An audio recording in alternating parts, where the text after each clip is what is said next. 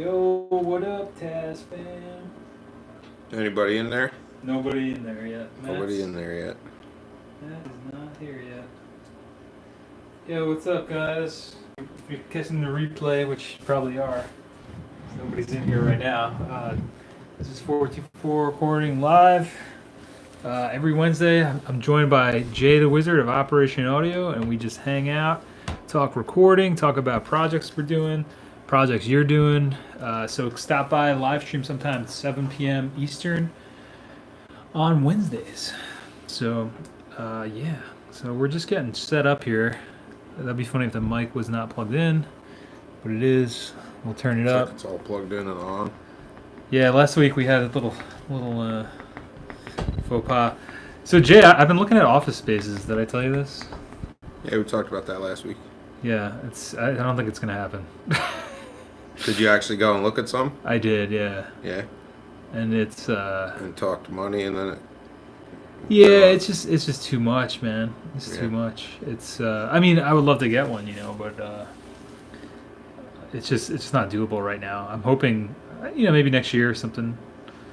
It's just like also like one of those things when you do any kind of project and you could allocate where else could you allocate those funds? Well, for me, the answer would be just about anywhere else. But yeah, right. But yeah, I get you. Yeah, I guess Like, what were the average prices? Well, anywhere from they had rooms. So I went to 721 Media. It's in Kingston. Yeah. That's the first thing, is that it's kind of far from me. And then the prices, they had ones that were 100, 300, and 500. The 100, what's that, a closet? Yeah, it's like smaller than what we're working with here. Yeah. So it's like, it's actually probably about that. Be good for like a solo guitar player. Yeah, I mean, you could probably have like this desk in there. I could probably do stuff in there, but the other issue is that they don't have electric. What do you mean they don't have electric? In those closets, they're meant as like storage spaces. Oh. So there's no electric or like fiber optic. They have fiber optic upload, which is cool. They said, she said that it's, they offer them to people who already have a space, but they also don't advertise them, meaning like, maybe they'll hook you up with one, I guess. I don't know, I could ask her, but the big thing would be we'd need a couple outlets in there, and we would need that fiber optic goodness. Yeah, and then like 500, like the 500 one was beautiful, but it's, that's a lot. Yeah, well, how many square feet is that one? That one was a lot. That was almost like 300, I want to say. That was easily a much bigger space. It was bigger than my room, probably by a good amount. So I don't know. This room is what? I think this room is probably on the order of 200-ish 200 square feet. So I would say it was 300, and that's almost like too big, right? That's like Goldilocks thing. So then it's like, because this size room would be perfect if I didn't have all this other. Depends what you intend to put in there. Yeah, I mean, I really just I kind of made a list. I was like, I want to have like a green screen corner. I want to have like maybe a drum corner. I want to have like an editing station, and then like a station with all the 4 tracks set up, and all my equipment like Digitakt. So I mean, I don't know. I might just have to. Sounds like you need like a fucking octagon or something. You got all these corners you want to set up. Yeah, that's more how than many 4 corners, man. That's yeah, that's true. I guess I want to have so far you got 7 corners built up. Yeah. So hopefully that 8th corner is the door or something. Oh, it's all good. Oh, hey Matt. Yeah, he said I have the volume muted because I'm eating at a Mexican restaurant. All good, buddy.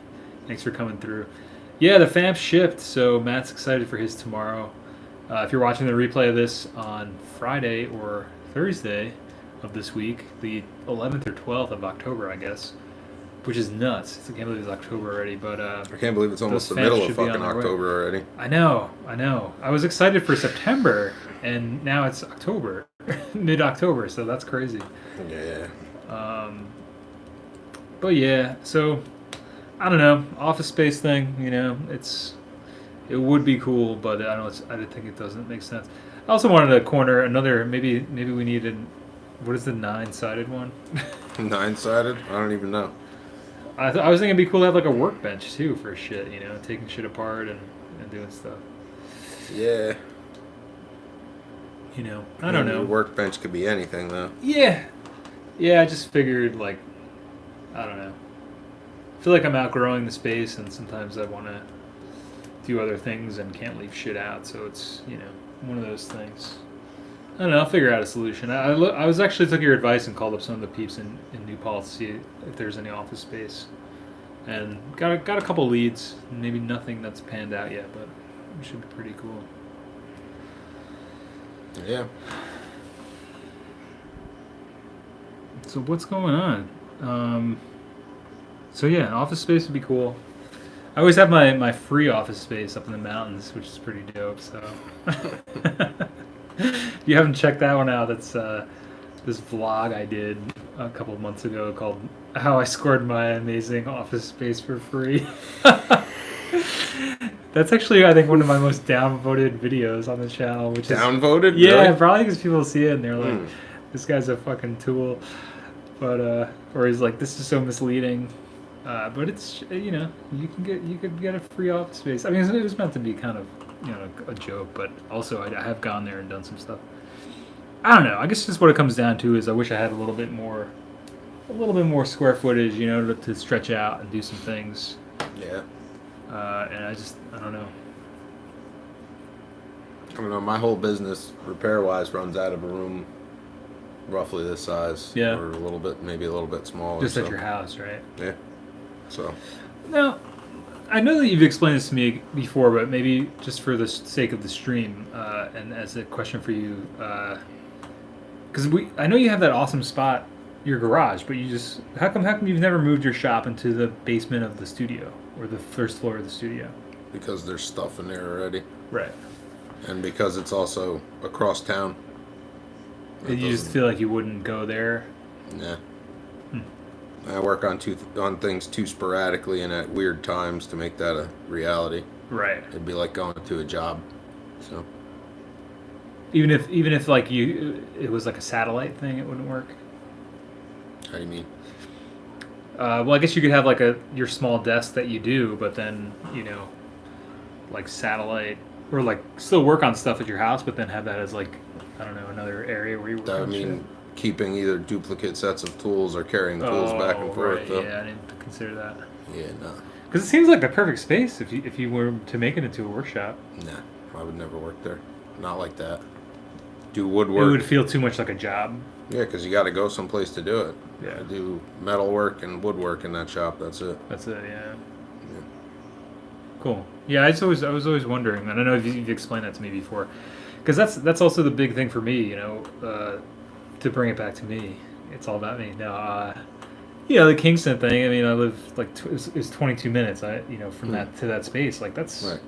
a considerable amount of time. That's something I feel like you need to consider when you're looking for like a practice space, working. You know, where you're doing something. It's like, I don't know, especially with winter coming up. Like if it's inclement weather or something, and like you said, I think you were telling me the other night, you're like, if you don't have to get it close enough, you're going to resent it because you're going to be paying for it. Yeah. And You're not going to want to go there. Yeah. Yeah, I mean, that's why I've maintained working in my house like I do. Yeah. I mean, there's plenty of other spots I could have been working, but it just doesn't make sense. Right. You know,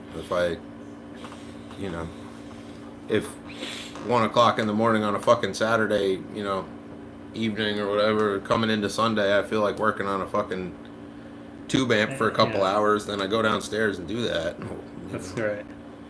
Otherwise, I have to drive all the way across town through the fucking speed traps and around the drunk drivers and shit to get to. Nah. Yeah, because what would you say that's that's probably what 15, 20 minutes for you? That's 10. 10 minutes. 10 minutes away. Yeah. But it's 10 more minutes than I want to spend, and you know, then you're talking gas too, and it's not worth it. Yeah, well, I feel like that's the beauty of like, you know, working from home, or you know, having a office or a workshop or bench or something at your house. It's, you know, it makes a lot of sense. Yeah. I mean, it's actually like money wise, that's efficient too. It's like by the time I shell out $300, $500 a month for a spot, you know, depending on what your long-term plans are, or if you have money saved up, like you could potentially invest in another spot, or just save that money and keep doing shit from home. Which I think is probably what's going to happen. But Well, I think I don't know, the whole deal with the fucking having a space and maintaining that space is making sure that whatever you're doing in that space is lucrative and supports the space. exactly, yeah. It has to. Otherwise, you're just pouring money down, down the rabbit hole just so you can go and play fucking patty cake once in a while. Yeah. Which is not, Well, a lot of the people, the neighbors there, it's a really cool building, a really nice space. Media center. Yeah. And they have a couple gyms in there, and there's all kinds of the shit. community. There, yeah, there's like a MacBook or like a Mac, authorized Mac repair. Yeah, that guy's cool. Yeah. Yeah, I've dealt with him before. A couple film places, a couple studios, I guess, but the lady was saying some of the people they only come like after work, or it's kind of their hobby, and like K-Town Studio in the basement. Yeah, I don't think he's ever there. Well, that's funny because she was saying that not to like hang K-Town shit out, but she just said they spent like $100K to like soundproof that area, that room. Yeah. But yeah, that's cool. They have a cool spot down there. That's one of the handsome audio guys that owns that as well. Oh. He's partners with this other guy. Weird. Okay, so it all comes back together.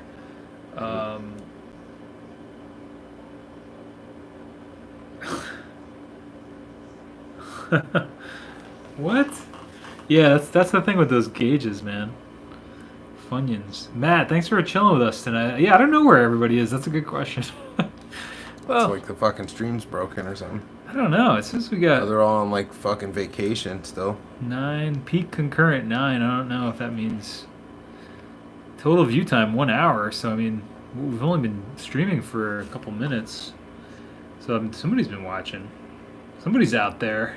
If you're out there and joining us and just quiet, thanks for chilling with us tonight. It's a little quiet on the stream tonight, so I hope this conversation is interesting to you. It's definitely interesting to me because it's something I've been grappling with. Yo, Jeb, what up, buddy? Yo, Kev, what's going on? Good to see you guys. Thanks for coming out. Yeah. I feel like I just grapple with this a lot, man. I used to grapple with this with the band stuff too, like band practice spaces, and those used to make a little more sense. I think, like if I had like a partner or somebody that I just shared that space with, that would make sense. But I don't know how hard it would be to find somebody like that, because obviously you're not looking for a spot. No, it would just be a fucking storage location for me. Yeah, that's something I got plenty of those already. Yeah, right. That's the one thing I always thought would be cool. Like I would be totally down too for opening it up to people to use, because that's something I definitely want to do. You could talk to the people at Gage Street, because I think somebody's leaving the Gage Street rehearsal space. Oh, really? Yeah. That's like a shared spot? Yeah. Let me see. My friend John just posted something about that recently. Is he the one leaving? Oh no, his drummer, right? His drummer left, but I think he is leaving that space. Huh. Well, yeah, because I think that'd be cool. It's like I have all this equipment, like most of it, I wouldn't mind leaving it somewhere. I know tragedy of the commons, right?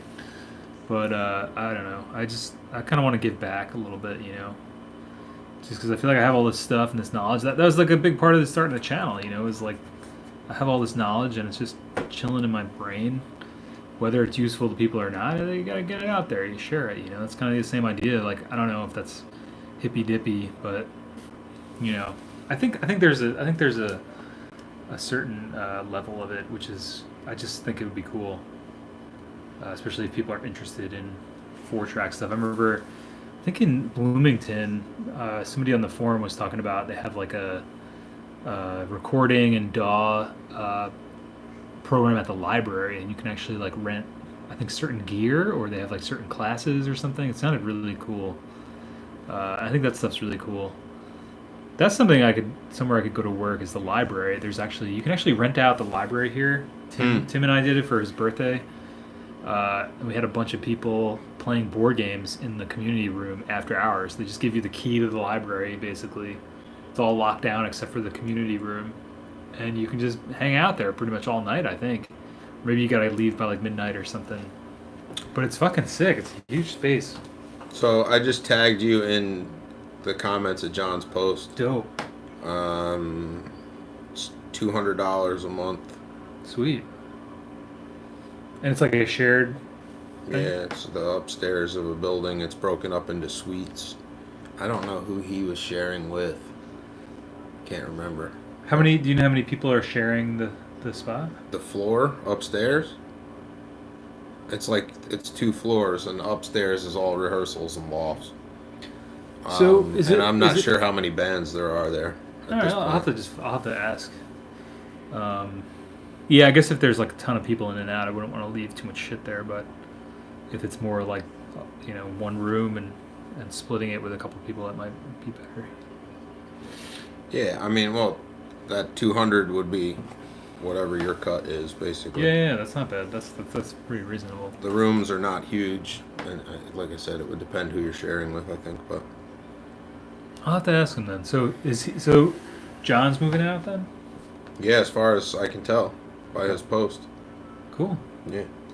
That seems very doable. It's on his Chud Fusk account, so you'll see it in Facebook shit. Dope.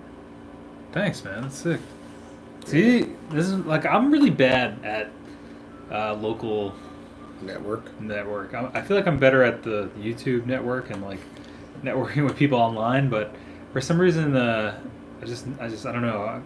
It's funny because I feel like I'm sort of a shut-in, which is weird because I do all this stuff. I'm definitely become more and more of a hermit, but I go out and do some stuff, but I think I just have really bad social anxiety a lot of the times. It's just funny though, because like I just feel like you're kind of my link to the outside. You're always like have the pulse of what's going on. I fucking never go anywhere either. But I feel like people always seem to know you or know you from somewhere when I'm with you. You know where they know me from is fixing their shit, man. Yeah. That's where they know me from. Well, Surmiser too. Remember that guy outside? Yeah, that's happened a few times. On Wall Street, he was just like, "Hey man, yeah, random as shit. That was a sick show the other night, dude. They fucking crushed it." It's like, man, Jay's like a local celebrity. This guy over here. Usually, it doesn't quite go that way. I don't know, man. I'm just really bad. Like, I mean, I don't know. I just, I could do more stuff. Like, I've lived in New Paltz for a few years, and I feel like I never really see a lot of people out, or I never really go out. So I feel like most of the people in New Paltz are never really out. Yeah, they're somewhere. That's a good way of putting it. Yeah. They're usually at like house shows tucked off on the side street someplace. That's why you don't see them out. Yeah, you would never like unless they're playing Snugs or Yeah, that's a good point. It's not like or at like the vegan fucking restaurant wherever that is right now. My sister-in-law went to Olympia, Washington, or she lived there for a bit. And like that, that's always been a hotbed of activity for like punks and underground culture. Sure. And she was like, birth of the riot girl subculture, man. Yeah. Home Evergreen Steakhouse. Oh, that's right. Yeah. But she like was always like, I don't know, I never see anything happening here. But it was probably the same exact reason. It's like you got to know where that. It's happening out there. It's happening in weird art spaces and coffee houses and house shows and especially on campus. Yeah. Right. That's true. Campus was always where the shit was happening. I mean, all the way back in through the 80s, man. But you had to know somebody to, like, make that work out. Yeah. It's kind of like Bard here. There's shit going on at Bard all the time. But you got to be tapped in somehow to find out about any of it. Well, that was like Purchase, too. It was like that, too. Yeah. It's like, unless you knew somebody... I mean, it's funny because I guess there's always this romanticism about, like towns... and people doing stuff there, and like you expect to like walk down the street and like run into people doing like artistic shit, but that's really not always ever the case. I don't think. No. I just think it's like I guess it all just comes down to romanticism for me. Like I always romanticize things. I'm like Portland, Maine. I know there's always a couple cool bands I knew from up there, and I was like, man, this must be like this cool art town, and it's a cool town. Cool city, but not like how I imagine it. I'm imagining all these people like hanging out in the corner, like. Well, the first time I went to Olympia, it was like that. Yeah. Oh, really? Yeah, it's like So you got the experience. Yeah, I went through it. And like that's awesome. Like well, you got like what is it, Chaos Radio coming from the college and shit, and like that's about the only cool thing I saw while I was cruising through there. And I guess I didn't see that. I listened to it, but still, it's like. Oh, you're saying you didn't see any of that stuff? Yeah. I didn't see shit because I don't fucking know anybody there. I had no business there at all. That's the funniest thing is like. That's what I mean when you hear of like these towns or cities and stuff. It's like, I feel like there's a pulse, like but you got to be able to like. Well, Brooklyn's a great example of that. Yeah. Well, that was the whole thing. Like my experience playing shows there in like the late 2000s, early 2010s, like. I feel like if you're not from Brooklyn, it's like everybody thinks it's like the Mecca, the place, or used to be. I don't know if it is so much anymore, but it's like, oh man, you want to be in a band, like go to fucking Brooklyn. It's like, I just think Brooklyn is where all the dickheads come from. I can't help it. That's definitely part of it for sure. I have like a serious dickhead. I don't know, whatever stigma against that place. I don't know. I know. I could prejudice against that place. The thing because half the people I've met from there are fucking dickheads. It's a big club. It's like the same thing, man. It's like unless you're tapped into, and it's a circle jerk of people who don't know how to do jack shit and walk around all day long in fucking expensive loafers with weird hairdos. That's all the fuck it is. Yeah, a bunch of assholes.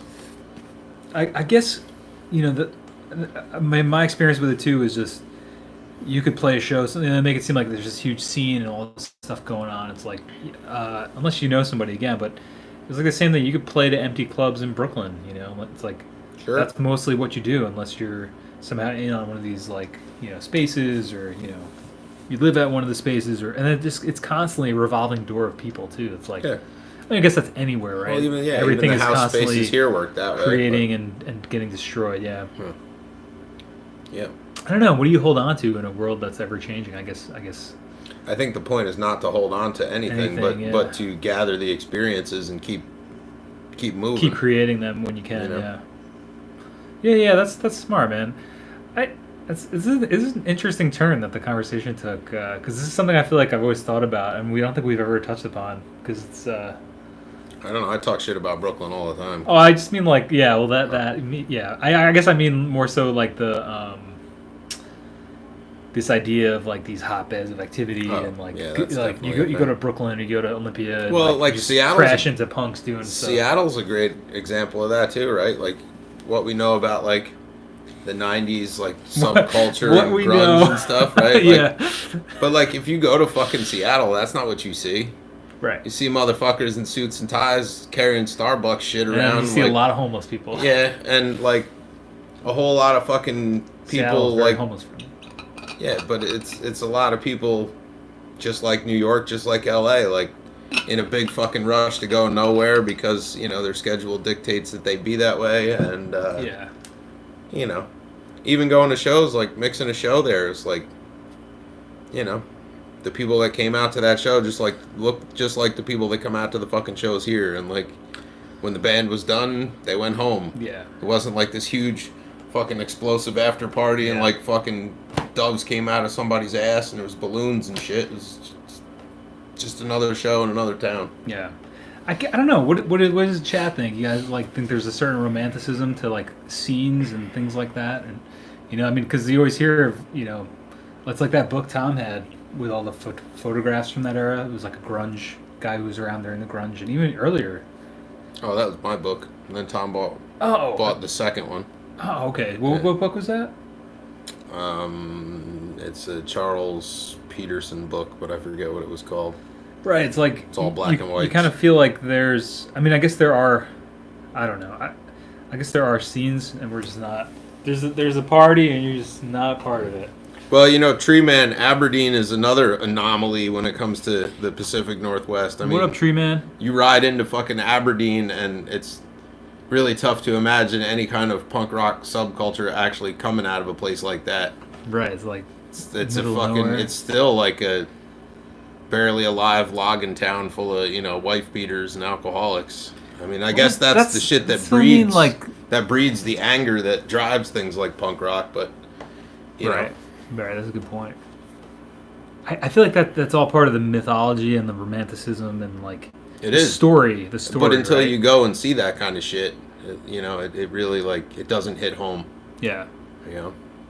Well, that's that, and I guess that's really what I feel like we've been talking about the whole time. It's like things get so built up, and I feel like that's the thing about the internet. I think is really good is that it's kind of removed. Well, I think it's double edged. It's kind of removed like that mysteriousness about the world because, like you're saying, when you actually go and see these things or like go find these mythical scenes, like it's just like anywhere else. It peels the shit back, man, real fast. Yeah, like I think that's the cool thing about the internet. It kind of like really levels things out, and it just makes it very.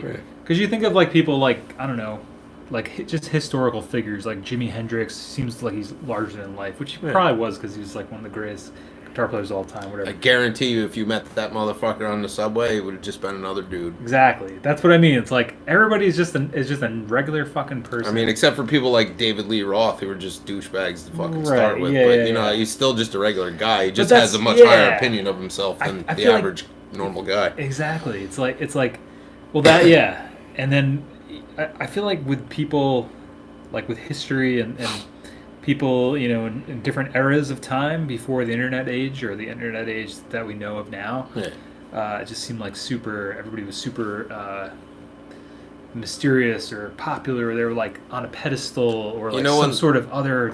No, that guy's on a totally different level, and it's the just pedestal totally starts to disappear when you actually investigate things in person, though. Right. And so does a lot of that mystique. Right. It's like. Even morbid shit, like, Kurt Cobain's house, man, like, the spot he died in, like, driving up to that place was like, man, this is going to be, I don't know what the fuck I thought it was going to be like. This is going to be, huge. I'm going to have this, like, amazing realization. Like, I parallel parked the fucking rental car, and I walked to the park. It was like, I'm going to go piss in that bush over there. It was just like being at home. I pissed in Kurt Cobain's fucking rhododendrons, man, like, Well, that's a good story, at least. But really, like, once you get to these places and like, going to, like, these mythical clubs, right, like CBGB's or whatever, like, CB's looks awesome in pictures. It was a fucking shithole. Right. It smelled terrible. It was filthy and disgusting, like... Yeah, that's what I mean. It's like that romanticism. What a fucking piece of garbage. But it's a huge chunk of... That mythology. And that history of, a movement and a subculture. It's super interesting, man, like... how all that stuff has played out in the past and how that stuff is kind of changing now, I feel like it's all out on the table with the internet, and it's very clear, like, I don't know what everybody's doing or what people are up to, and it's very clear that everybody's just fucking regular people. Yeah. Whatever they're doing, It's going to be interesting to see as the old famous people kind of die out, because I was talking with Freddie, I think, about this on the podcast this week. If you're sleeping on the pod, get your pod on. But we're talking about like a celebrity like Will Smith, for instance. His brand is established since Fresh Prince of Bel-Air, and even before that, DJ Jazzy Jeff and Fresh Prince, right? Mm-hmm. Like he's been working for like 40 years, like accruing his name, his fame. He's been an actor, rapper. I don't know, humanitarian, whatever he's been doing. But like somebody like him, for instance, he joins Instagram or YouTube. If Will Smith had a YouTube channel, which he probably does, it's probably immediately... It's just him like biting on cigars, but not lighting them. He's like, I just bite it for the look. I don't light it. That's a rap. Don't smoke. That's a rap line from a fucking Will Smith song. Oh, really? Yeah. Oh, I didn't see that. I just bite it for the look. I don't light it. Yeah. That seems like a very... what is it? Getting jiggy with it.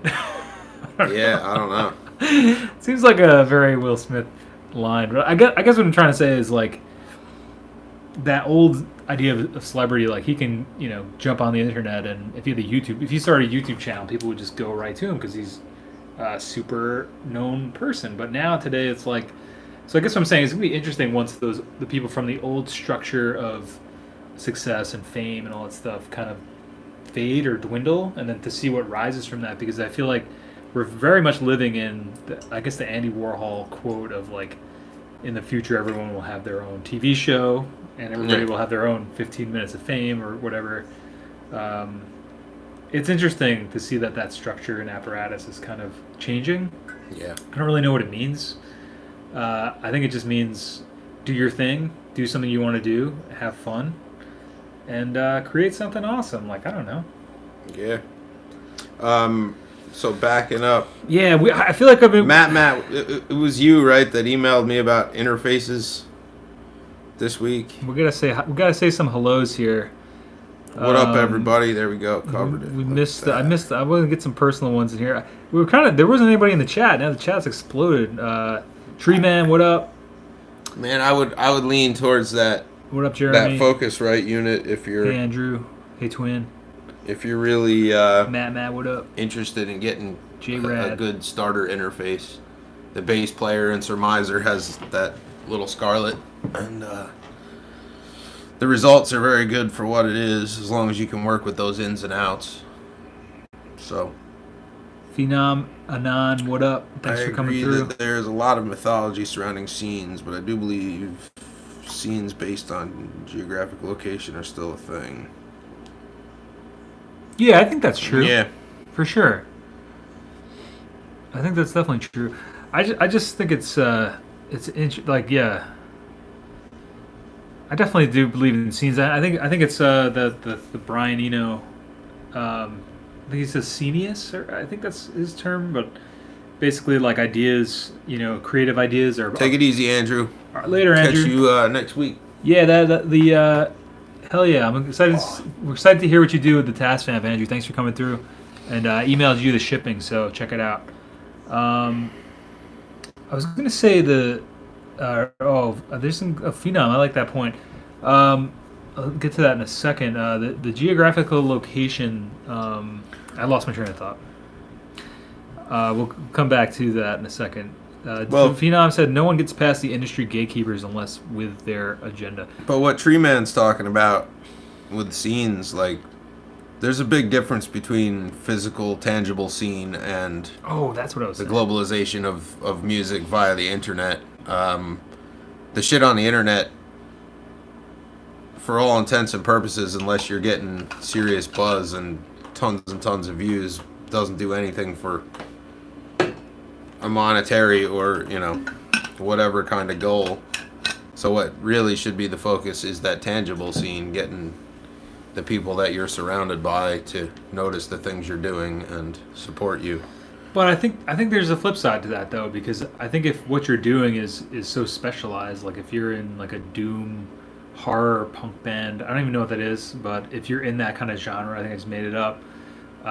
Chances are, like, you can't talk about doom horror punk to your fucking mailman or somebody walking down the street. You might be surprised. Maybe you're in Nashville and everybody's in the country. Take a look at his fucking sleeves next time he's scratching his arm on a summer day and see if you can talk to him about doom. I agree. Probably. I guess what I'm saying is, like, I feel like, this channel is a perfect example of, like, the opposite of that. Like, I don't know a lot of people around here that are, like, into 4-track stuff. Yeah, there's a few people. If I base my whole, like, I don't know, everything I'm trying to do with it just on people locally, I would just pretty much be doing it with you, probably. That guy I fixed the 4-track for in Kingston? Yeah. Remember that fucking, what is it? Bob. Oh, I meant to contact him. Yeah. Because you were saying he had that 4-track. Yeah, he was at that show I mixed on Sunday. Oh, cool. I was, like, walking back to check the mix, and he's like, "Oh, hey, Jay." I was like... Did you remember him? His face looked familiar, but I was like... He's like, "Oh, yeah, he fixed my 4-track." I go, "Oh, yeah. What's going on, man?" He hung out for the whole show. That's cool. I gotta reach out to him and see if he'll want to come on. But so I think it's interesting too, because I feel like I do more stuff online. That's what we were kind of saying, and you're more of like networking locally. I do like more networking globally. Yeah. For some reason, I'm not good at networking locally. I don't know. For me, I think it's because my taste and stuff is very specific. I mean, much like most people's, but as a kid, I always went out to like the whole like Woodstock kind of hardcore scene shows and stuff. Yeah. Like in the 90s and shit like that. But again, that was the 90s. But then we got mixed up for a little while in like the Albany punk stuff. Sure. Going up to like Valentine's shows and shit like that. That's cool, yeah. Is the Valentine's still around? No, it's gone. I think they actually demolished the building finally. Oh yeah, I think I heard about that. Good food. I don't think I ever ate. Oh, the pizza? Wait, am I thinking of a different place? I Probably. think I'm thinking of Bombers. Did you ever hear of that place? It was like burritos. Yeah, that's in like fucking Troy though, isn't it? For some reason, I always equate those two together. I think I don't know. I thought they were nearby, or Oh no, Bombers might be on Lark Street. yeah, I think it is. That's in Albany. Yeah. Yeah, I kind of remember like going to. I've been to shows there, or visited some friends in that area, and Yeah. Valentine's was a venue upstairs and a pizza place downstairs and a bar next door to that downstairs. The bar had live bands every once in a while, and upstairs was always live bands and DJs and shit. But they had planned. There was a hospital expansion coming up because the hospital's right down the road, and whatever happened, I don't know if it was eminent domain or if it was the fucking that's nuts. And they just like whatever it was, but they had to sell the building. They sold it and closed everything down. Jeez, that was a pretty big venue. I remember. That was fairly Like in the popular area, for a very long time yeah. because it was decent sized and it was accessible for people that were for bands that were not top tier but not little bar bands either. Yeah. Like I saw like Agnostic Front there. Whoa. Saw fucking Blank 77 and Total Chaos and a whole bunch of fucking bands there. We saw Broken Bones there. Well, see, and that's the thing, right? And it's kind of, that's an interesting point, Phenom. We'll get to that too. But see, that's the thing, right? There was an established hardcore scene there, but if you go to try to play like flamenco music in that scene, it's not going to work. But online, you could potentially find. Yeah. Or if you're in like Miami or something. Back in those days, though, even with the internet, we had there used to be a site called Worldwide Punk, and Worldwide Punk had sections that were broken down like it would say like New York, and then the subheading for New York was like city, boroughs, upstate, Western New York, whatever the fuck, and like you clicked on the thing, and it was message boards. That's sick. And it was like nobody had accounts then. You just like fucking put whatever your username was in the little box, and you typed your message, and you clicked go, and it got posted. I mean, there's a reason there's still message boards around. There were no flyers on the fucking thing. It was all text, man. Yeah. It was like, on October 17th at Big Valentine's, there's going to be yeah. like this fucking 19 bands are going to play from noon to 3 in the morning or whatever. Yeah. And you fucking just get in the car and you go. Right. Hey, Bobby. That's how we found out about shit like that. I mean, I guess before I forget the scene, What's going on, Bobby? that Brian Eno thing, Scenius, I think it is. So basically, like along with what we're saying with history and scenes and the mythology is like, you think I don't know if he uses this example, but it's the one that comes to mind. So like somebody like David Bowie, you think of, David Bowie is a singular person who, created a lot of, rock and roll in the 70s, had amazing albums in his career, and you think of him as this one person creating this art, but he was from like a scene of people that were all doing something similar, and they were all influenced by each other. And we may not know who those people are. Yeah, well, some of them I mean, Queen came out of David Bowie's whole thing. Definitely, and, yeah. I mean, that's and that's the Trident thing. That really scene is a lot of big people. But that scene also like became glam rock. I mean, you could, But that scene also became studio centric in its adolescence. Trident Studios recorded like all of those fucking bands. Yeah, and like Brian was there, Eno Queen was did, there, yeah. all the little fucking Talking Heads, satellite bands, all those motherfuckers went through that studio. Yeah. So it's T-Rex, like I mean, it's almost like the Seattle thing with reciprocal recording, right? Like all the Sub Pop shit and the early Seattle stuff went through reciprocal. yeah. It was studio centric, even though it was its own scene. It was central release wise to reciprocal, which was satellite to Sub Pop. Right. But Yeah, but the hub and then the whole out. thing, right? Is like, Yeah. 'cause then you could just say like, oh, Nirvana, like this singular band that came along did this singular thing. Like, no, Not they at were all. from this entire I'm sure if anyone's a fan of Nirvana, Jay has the shirt on today. I got this shirt in Seattle. This came from the Oh, really? the Experience Music Project Museum. Yeah. That's fucking dope, man. The Nirvana exhibit where you can almost touch the things that belong to the band, man, except for there's almost touch 12 the inches of airspace. Belonged to somebody that kind of knew. Yeah. No. Yeah, I guess that's the point. Is like one of the documentaries. You know, they talk about how it was. You know, everything that came before Nirvana like led perfectly to the movement and what we experienced in the Nirvana 90s. just happened at the right time. Right, and it was built off of the backs of like all these other things that had happened before it. But you know, when you look at that as one point in history, or as one, you know, Nirvana, like they're, you know, whatever you associate with that, it's not just a pinpoint. It's literally, you know, everything. But I don't know. I guess what I'm saying is like I think the scene thing is important. And I think Brian Eno's main point about scenius, I think it's called, you know, is that great ideas are born from not just one person, but a group of people, like the TascFamps, you know, coming together to share ideas, free flow of information, you know, and certain people in that scene doing, you know, making strides, or people, you know, I don't know, because I guess that was my end cap for the scene stuff. Yeah. I don't know. I feel like that was pretty good. I don't know where I was going with it, but I feel like I hope that makes sense. Well, you know, like I said, Nirvana was just a thing that happened at the right time. It was, yeah. Roxy, that's a good point. Tony Visconti, nice. Really, like any band could have blown up that way out of that scene. It just yeah, you know. Yeah.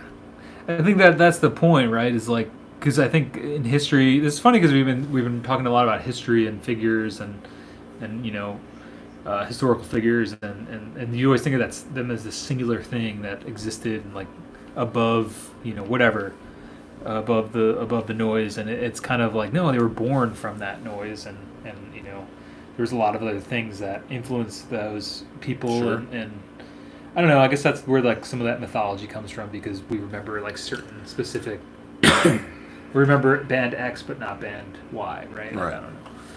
That's why you always got to dig deeper, especially when there's history there. And especially when there's bands that you like, because there's going to be bands that you like as well that are, you know, a stone's throw away, or friends of that band. John, I haven't read that quote from Buzz, but it wouldn't surprise me. And honestly, I think if Nirvana had dropped Nevermind even a year... I never heard that. That's funny. If they had dropped Nevermind a year or two later than they did, I think it wouldn't have gotten nearly the fucking fanfare that it did, and I don't think they would have made it as far as they did. I think it was just the right time. Everybody was sick of like the hair metal shit and the fucking Michael Jackson bullshit. But like if Nevermind hadn't come out, what would have been the next thing instead? I don't know. What would you have gotten? I think yeah, something else. Oh, you're saying like past beyond grunge?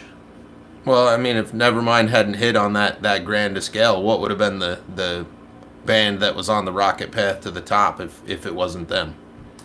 Well, are we counting like something like Soundgarden or Pearl Jam, like of that? Could be anything, any genre. I feel like there was going to be any band, any genre. one band that came out. I don't know. Isn't that kind of how it works? There's always somebody who's like kind of. But like if hits that. Well, like you said, look at it this way. Maybe like if Nevermind didn't come out, like maybe fucking Jane's Addiction would have done better that year, and yeah, everybody'd still be rocking 50 different designs of their merch. Right. Not a thing, but you know. Yeah, I think it's a perfect. It just wedged its way in exactly at the perfect time. Yeah, I mean that's something that I feel like we've never really talked about, but like I guess it depends what success means to you, right? Like you have to determine your own level of success, because I think this is successful just the fact that we're able to get together every night or every Wednesday and fucking hang out, it's like, but other people's definition of success. I guess it comes down to like, if you're looking to be Nirvana, which I don't think any bands could ever be that again, but like they always say, like timing, luck, like talent. The problem with like what you're making, like I don't know, art. But the problem with that is the statement in and of itself. I don't know if a band could ever be that again, because you know how many fucking bands there are out there any given day of the week. trying to be that. Sure. Like it's fucking ridiculous, man. If bands can be that, then I'm not trying to like. I'm not shitting on you. I'm saying that like there are so many people out there that are dead focused on trying to emulate that thing exactly. There's one I follow on Instagram. I'll show you later like on. Nirvana, you mean? Like the look and the sound is like right. The guy that plays guitar in that band is just about a dead ringer for Kurt Cobain when his hair is over his face. Same scruffy facial hair, same kind of flannels. He's a righty guitar player. That's the difference. Huh. But like, that's the difference. You know, but he should have been a lefty, man. Stylistically, man, it's like, what the fuck are you doing? Yeah. Well, everything old is new again. I thought you meant like, yeah, I'm not saying like, yeah, sure, a band could be that big. Like, I don't know. I mean, there's like hip hop guys that are that big now. You know, like Chance the Rapper or Kanye or Kendrick Lamar. You know, it's shifted to a different genre. But I guess I'm saying in terms of just if you're looking to be that level successful, I think a large part of it comes down to exactly what you were saying before, timing. Like you're saying, like never mind, like if that hit a couple of years later, it would have been completely different. Or even how about a couple of years earlier? Right. I mean, it would, you know. Well, I mean, it was a perfect. Let's say you dropped it like in the middle of like, I don't know, the heyday of shit like Motley Crue, like Shout at the Devil just came out and then Nevermind came out. Right. Nobody would have gave half a fucking mouse shit that record dropped, man. Right. That's it would have sold 1,000 copies in Olympia, and that would have been fucking it. Maybe you would have heard about it when some indie label reissued it, in 1996, and they're like, "Oh, check out this fucking band that could have been but never was. Here's this thing, Never mind that." Well, that reminds me of like, you ever see that documentary on the band called Death? I know the band Death, but I've never seen the documentary. Burlington, Vermont, like really ahead of its time, like punk rock stuff. Mm-hmm. And I think now that there maybe is people from their family, or they have like another band that kind of plays their songs, or they kind of but that band was like so ahead of its time, or like I don't know, that it got no play. Yeah, and if you listen to it, it's like this is like proto punk, like some of the earliest like stuff, and because of the name Death, it sounds like a metal band. Yeah. They were playing, in an era of like I forget what, I think it was maybe the 70s. I'm sure somebody knows in the chat, but you're on top chat. I've been like, I've been also like trying to like go back and answer some questions. I saw some stuff that seemed interesting. But yeah, it was like a combination of their name, the time they came out, and it was just too early, right? I mean, that happens times for bands. It's like you got to kind of hit it when you can hit it. It comes out the timing. What about DSOT? What the fuck is that?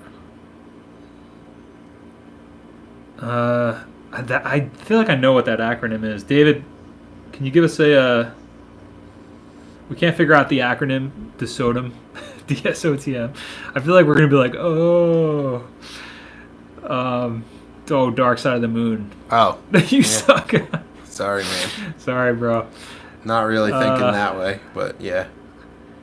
Yeah, I mean that's kind of like, I don't know. I mean, if that came out today amongst the sea of like stuff that's come out, like I don't know. It's I feel like dealing with hypotheticals, like you would never know. I mean, obviously, no matter how you feel about Pink Floyd, like we all know Dark Side of the Moon is one of those albums, that's like constantly joked about and revered. So, and then there's the whole Yellow Brick Road association as well. So. I think that's true, though. I think there are certain songwriters and people, no matter what time period they're from, they would have crushed it. But I think there is an element of timing with all this stuff as well. Well, I think timing is everything. Oh man, we got some really interesting stuff going on in the chat. I'm trying to keep up.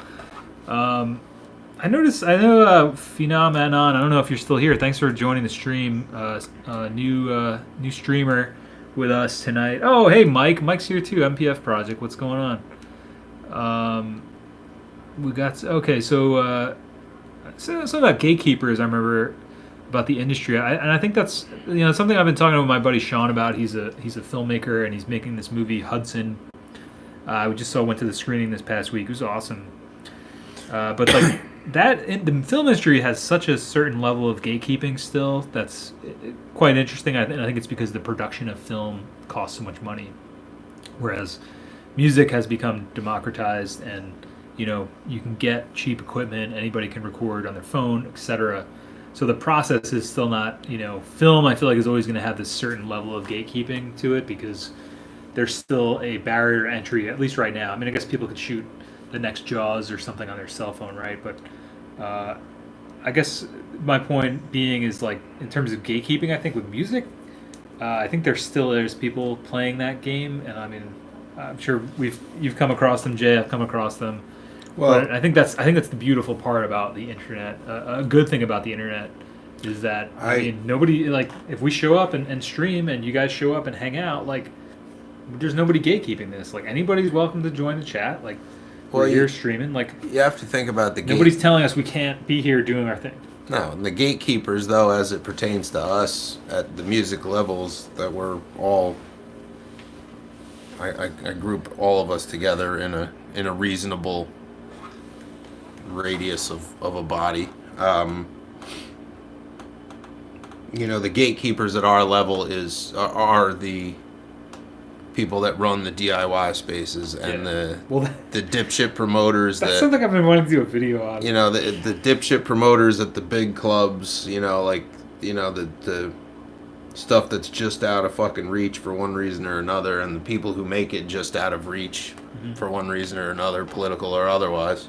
They're the fucking gatekeepers. It's usually the popularity contest. I mean, that's what a lot of that shit is. Yeah, and that's a large reason why I started doing this stuff online, man. Because I felt like everywhere you go, there's a certain amount of gatekeeping going on. It's even that big festival that I just worked at this weekend. Not mentioning any names, but like there's a lot of artists that I'm sure got turned down for that this year. That you guys tried getting on that for years. Yeah, we finally got on last year, so now they don't have to let us on again for another 5 years. But there's a bunch of people on that definitely played sets last year, who came back this year either with a slightly different lineup to their project, or not. And played not one but multiple sets at multiple venues at the show. I think those people are volunteering. Everybody who goes to that fucking thing and everybody who works it's a goddamn volunteer. So, no.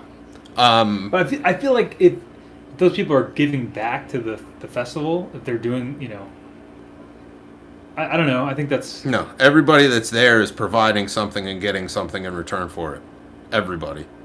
The people who volunteer to staff the event are getting their entertainment as their return. The people who provide the entertainment are getting health and human services and food and shit as their return. Everybody's a volunteer.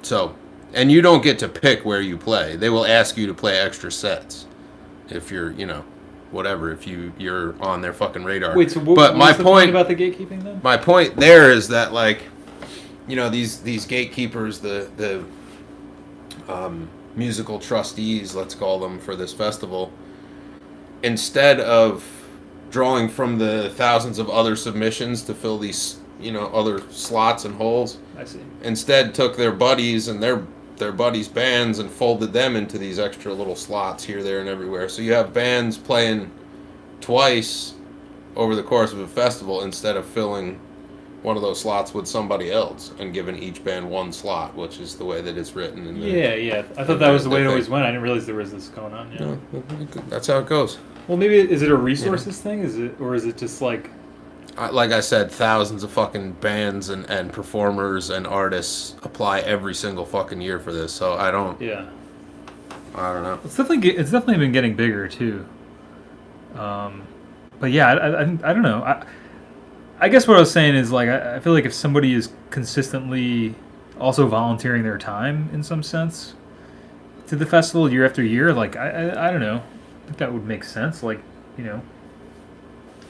mean, not if it's but it's literally just. Well, I'll tell you what. Next year, that was my thing. I played it one year. Yep. And then I think I volunteered 1 year or 2 years or something. Next year will be the third year I'm involved, so we'll see what happens. Right. See what happens. Just keep right on greasing the wheel and see where we get. Sure. And if it plays out like I think it's going to play out, it'll in the end probably be me just going to mix shows because I like to, and Yeah. I'll probably get nothing exposure wise musically out of it. Right. You know, but whatever, I don't care. But so in terms of just gatekeeping, then there's still certain gates and people keeping them. Yeah, and I guess the that's ones what I that like the ones that they consistently let through are the people that kiss their ass the hardest or that they're friends with, and that's sort of I feel like that's not a level playing field at all. So I think this ties into the next point I was going to make. Because there you go. I just remembered when you said DIY spaces. Mm-hmm. That was my experience as well. Like, so this I've been meaning to do a video on this. Maybe this will serve as a good discussion of this topic. So DIY spaces and the exclusive nature of them, because oftentimes like they are safe spaces for people. Sure. Places that have alternative music, art. And in being this all for places that are supposedly these all inclusive domains, I would argue that they're actually the most exclusive places. Well, they definitely harbor exclusionary practices, but the reason that the exclusionary practices tend to revolve around a lot of spaces like that is because most of those people, if you meet them and speak with them and actually get to know them, operate from places of either fear, anxiety, or both. Can you elaborate? Can you be more specific about? I think what I'm saying is it comes down to the personality of the person who's in charge of the space. Somebody who's just chill and hanging out would maintain their place as a safe space for anybody and basically just throw the fucking most banging shows they could throw. Whoever, come as you are. Yeah. Yes, I'll put your band on unanimously. Now, obviously, there's some types of music or something you might not be fit. Like I get that. Sure, but a lot of these places, will, especially some of the more well-known DIYs like ABC No Rio is a great example. Like to get in to play ABC No Rio, you have to send them video, audio, a written description of your band, and lyric sheets so that they can make sure that nothing about you promotes anything that they don't like. Now, am I saying that, you should let, these hate rock fucking bands in and play? No, that's not what I'm saying. That's not. But what I am saying is that you are fine-tooth combing every act that wishes to play your space because you are either so nervous about the people that come in or you're so afraid of offending somebody in the audience that you forgot how to be a DIY. You forgot how to support the people and the bands in the fucking scene. Yeah. So, is it I mean, necessary? I literally had somebody tell me in one of these spaces in Brooklyn, I'm not going to name spaces. I remember going to shows there, and they said, "It's like, yeah, how do you play show here? Oh, well, you have to have had played a show here before." What? That makes zero fucking sense. Isn't that the biggest catch-22? It's kind of like working in the restaurant industry. Like, oh, you wanna work in the kitchen at a restaurant? Oh, well, you got to have a minimum of 5 years restaurant experience. Well, how do I get restaurant experience? Oh, you got to go work in the kitchen of a restaurant. Yeah, but I can't do that because I don't have 5 years of experience working in a fucking restaurant. So how am I supposed to get started? It's the chicken and the egg, man. Again. That was my. I think that was kind of the last straw for me. This is. I don't know. I don't know if it's. I don't know what it is, but yeah, that's why I have thrown my hands up at this point and said, you know what? Have fun. I'm gonna have fun doing my thing. I always have fun doing I'm gonna do what I want to do. I will say that there were a bunch of really cool DIYs here that I feel like were there not. used to be. Well, even recently, like the Moon and People's Cauldron, like both of those places. Yeah, that's like OG like DIY stuff. Yeah, but neither one of those places. Well, like when we did our album release at the Cauldron, man, or the EP release, is like, she didn't even ask me who was on the fucking bill. Yeah. Like, it's like, yeah, you want whatever. Like, you put the bill together, make sure there's PA here for you, because we don't have any PA. Make sure you bring PA. Yeah. Do it yourself. Yeah, I just think that's always an interesting aspect, something I've noticed. Yeah. Yeah. Anything else on that? I don't know. Lots on that, but probably not anything that's worth trying to develop any further. Really. Okay. I think I said my Yeah. what I've been meaning to make. I mean, a video I about when that shit comes up, I say the same shit every time because it's how I've felt about it forever. You know, the politics that go on behind the scenes in venues and in DIYs. I'm not a political person, man. You know, I can't do that. I just well, don't. I just don't give a shit. I But don't the problem care is the problem is with most of those people, like enough. that'd be a smoke detector. Yeah, we better hold on. We got a fire alarm going off here. That's weird.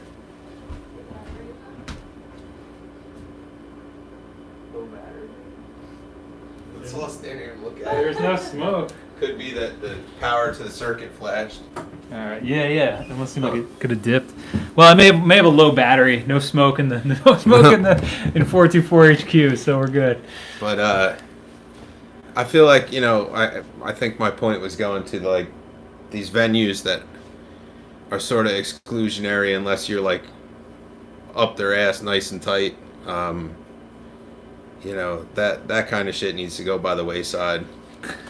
Well, all those places. I think those places have a way of phasing themselves out. They do, but unfortunately, like those places, they're looking at two things. Like if you're not one of their, butt plug pals, then they want to see things like record sales, Sure. door numbers. I mean, that makes draw. sense. Like depending if it's a for-profit place or a place that's having rent parties. I don't know. Every place you ever see a show, somebody's making money. Yeah, right. I don't care. Even if it's a DIY, that DIY is taking door most likely. Oh yeah, I mean that's how all those places used to operate. Sure. They had the speakeasy bar where you can get that's like totally illegal, but whatever. There's always a door person. The person doing the sound is and they're putting the money toward the rent of the space. Like I think that makes sense. Like you can't have like bands that I don't know, right? You can't have bands that are going to come and not potentially bring anybody. Like that's right. Always the thing. But like going on tour, if you want to tour, if we want to play in fucking Pittsburgh, you got to make sure. Like I'm not just going to book. Like why would we drive out there in the hope of playing to somebody that's like? But you got to know somebody that can bring people out. I don't know. Yeah, but the one venue that my comments are sort of focused on, I've been to and played as a guest on shows where the draw was like, like the band's girlfriends. Sure. That's who showed up. Oh yeah. And it was a headline night. It was like, yeah, sure, but it was like, it was a Friday night in this place, and like that band was the headline with no draw. So what the fuck? If I can guarantee you, 30 to 45 people, but you won't give me a show, and then you bring your friend's band in who can guarantee you 5 to 8 people and you put them on every other month. Like, sorry. I don't really yeah, well, I know. Well, I'm missing the magic there. That almost comes down to like a popularity kind of thing, or now the red light's flashing. We got some smoke detector issues. I don't know. That was a smoke detector falling. We're gonna see. All right. So just bear with us really quick. I don't know what's going on. I feel like I should be out there doing it, but Jay's the handyman, the wizard, so he's taking care of business. You got a 9-volt hiding out? I don't know.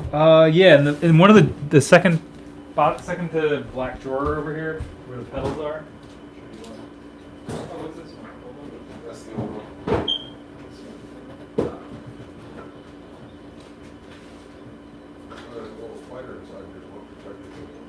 Really? Not for nothing, but it's probably time to replace this. I don't know if I have an extra one. I have to get some.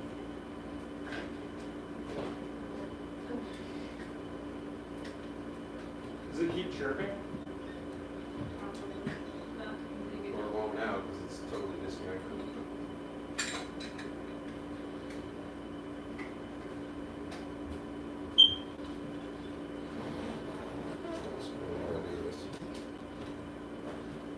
All right. Well, I had to take the 9-volt out of my DM2 to fix the smoke detector. So Just remember to put a 9-volt back in it. It'll be all right. yeah, I think that might have been one of my. I'll have to get some more.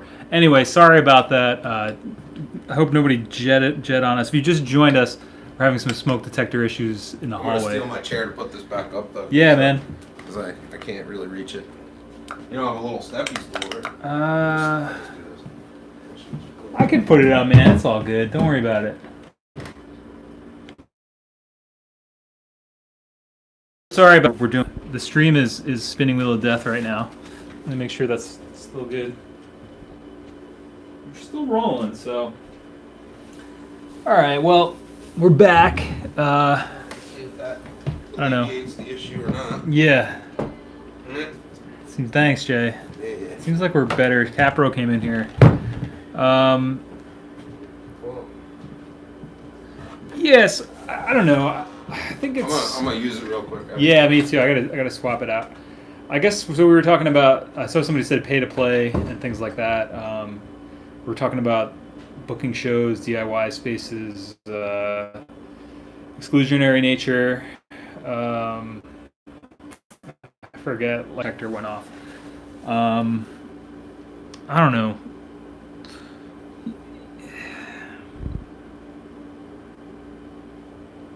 I can't tell if the stream is still working. It seems like it's like tripping out. Anyway, I'm gonna look at what oh, hey Eric, hey No Wave Charles, what's going on, guys?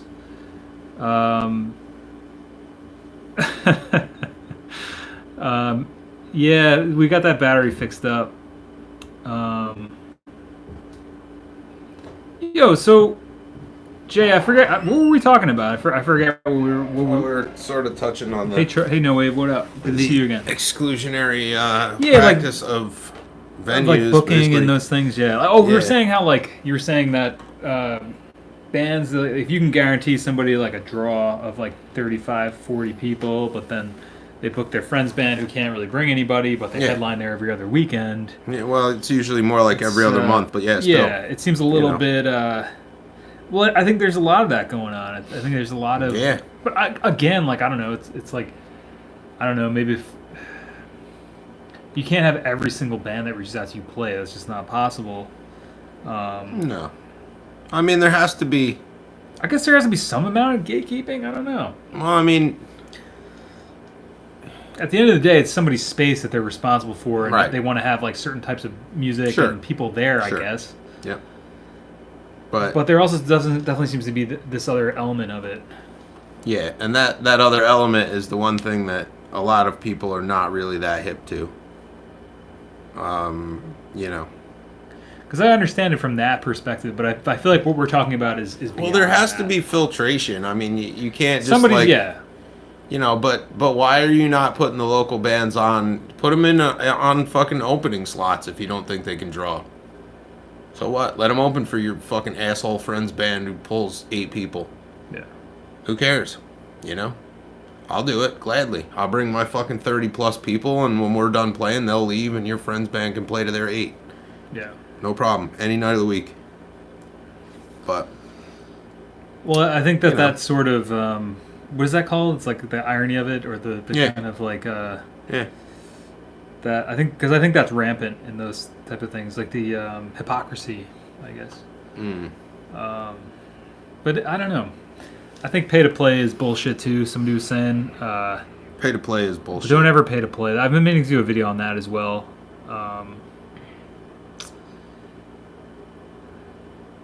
Tree Man's got some questions about the movement into computer land. Yeah.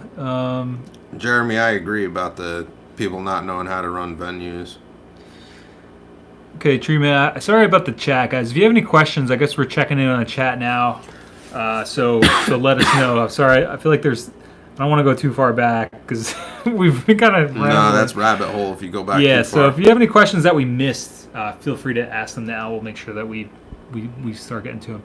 Okay, so Tree Man said, Mike, you suggested in one video that you're most likely going to primarily use a computer for serious recordings from now on.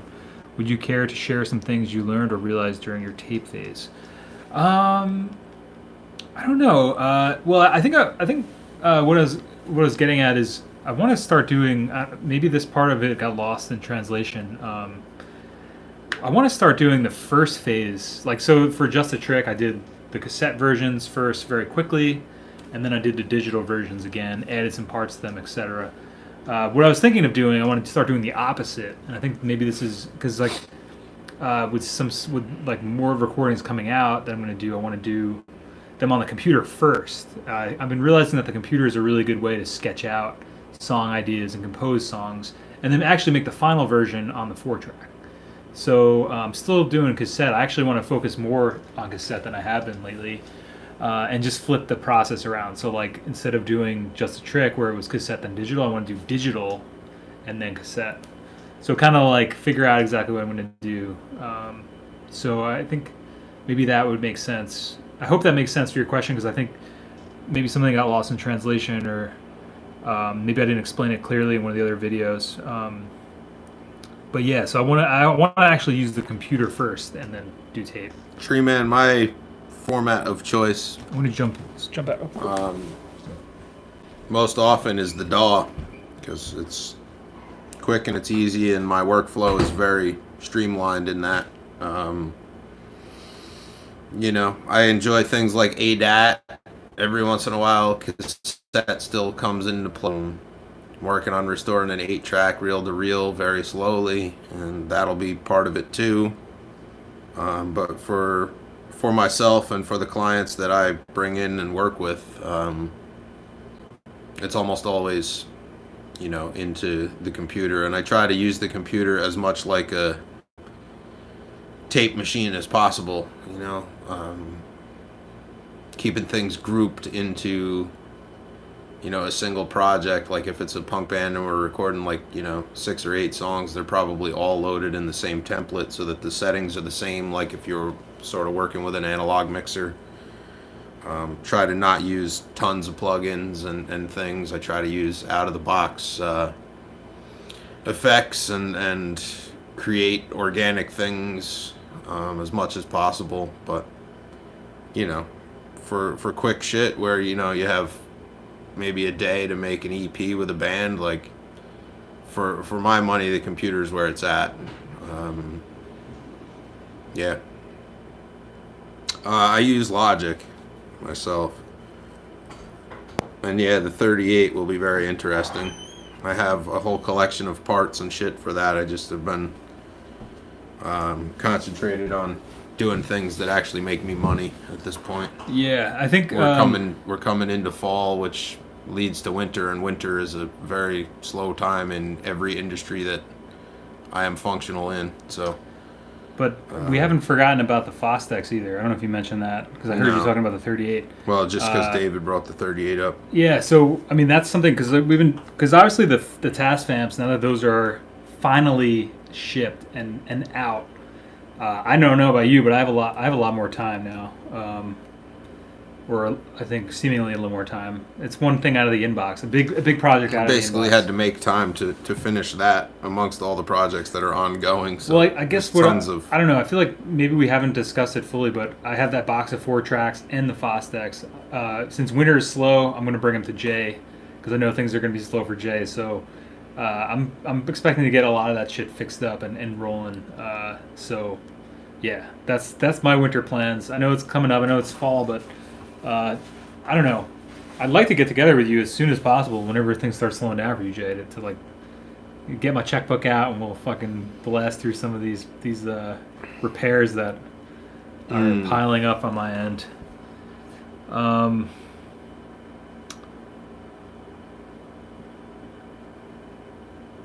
Yeah, I think the problem with cassette being such a limited format, thanks, Tree Man, is that while it can force you to think about your art differently, most people are not looking for a new way to think about their art. When they come to a studio, they have their art worked out and they're looking to get that shit laid down and get it out, not to redesign the entire main framework of the thing. So, you know, yeah. Yeah, I would definitely want to film the repair process, and we could put them on Jay's channel too, or just put them on Jay's channel, whatever Jay wants to do. He's got some speaker videos. Jay doesn't care. Jay doesn't care. Either way. Yeah, I have I speaker definitely. videos that I still I have mean, to voice over and edit that will go up on that channel eventually, someday. yeah, But we can blast those out too. I feel like um, I definitely want to film it somewhere. So, especially the repair ones. I was even thinking, I don't know, and I don't know how Jay feels about this, but at least for the 4-track stuff, perhaps a live stream. I've been talking with Matt a little bit about this, doing some more live streams that are geared toward techniques and like certain videos take a while to do, but if there's like a mic, so for instance, a live stream on guitar amp miking, I don't know, this is just the first thing that popped in my head. Rather than making 5-10 minute video on that, that's like edited, maybe just trying to do a live stream and that people can interact with, and then people can also search later, because I know a lot of people watch this in post or listen to it in post. Tree Man, if I So had doing more content like that. even with an inline console, I wouldn't print the reverb directly on the source. I just take my my aux matrix basically within the software, and I assign stereo pairs or a mono send and a stereo return through whatever the reverb of choice is going to be for whatever the sources are, and then I'll ping the return so that I'm time and phase aligned going through the system and through the piece of gear. Then you engage the piece of gear and you tweak and play with it, and you can you print it back live. But I never print it straight to a source like that, unless it's already part of the source. If there's a reverb in a guitar amp that is integral to the sound and it has to be there for that piece of ear candy to happen, then obviously that's going to be there. But any additionals I wouldn't print to the track. I also tend to not print things like compression if I can avoid it. And if I do print compression, it's gentle, just to keep the, almost kind of like peak stop. I just want to make sure that it's not going to like blow out the front end. Otherwise, I don't fuck with it. I do print some EQ depending on what's going on, but I try to bring everything in flat and affect that. Usually I use plug-in EQ, just because it's a much broader control palette than I'm going to get out of anything I have, console or otherwise in the studio. Eric, I just linked you to the Type 2s I use on the channel. Yes, on the back end. That's what I'm saying. And the outboard gear on the back end is also where things like parallel compression on drum buses and all that kind of magic shit can happen in a controlled way. So yeah. Like if I tracked your band on a session, basically what you'd be listening to if I printed you the direct tracks out to listen to at home. No mix, just source files. Would just be the driest, fucking flattest shit I could possibly give you. That's pretty much how it happens. All the magic comes after that. But if your sources aren't good and those tracks aren't usable, then it doesn't really matter what you send it to anyway. Yeah. You're welcome, Eric. And Matt said, not to cut you off, he said, didn't think NAC carried Type 2. We had a big discussion about this a while ago and also on the forum. If you go to that link, it explains what's going on with NAC's Type 2s. Basically, I could just read it really quick. It says they have enough super chrome to manufacture 24,000 60s and 18,000 C90s. When that's gone, they're not going to have the Type 2s anymore. No Wave Charles. If you got vocals that aren't what you're wanting necessarily, they're not sitting in the track, or they're tonally maybe a little off or kind of odd. Try a flanger. If you're working in the box, I'm not sure if you're working in the box or not. If you're working in the box, try just a touch of flange, just enough where it almost isn't doing anything. You don't want it to be like a huge effect where it's fucking swirly, but I usually set my intensity like 10 or 15%, and my mix is somewhere between 10 and 20%, and the speed is as slow as I can make it. Put that in there. That'll help thicken some shit up a little bit.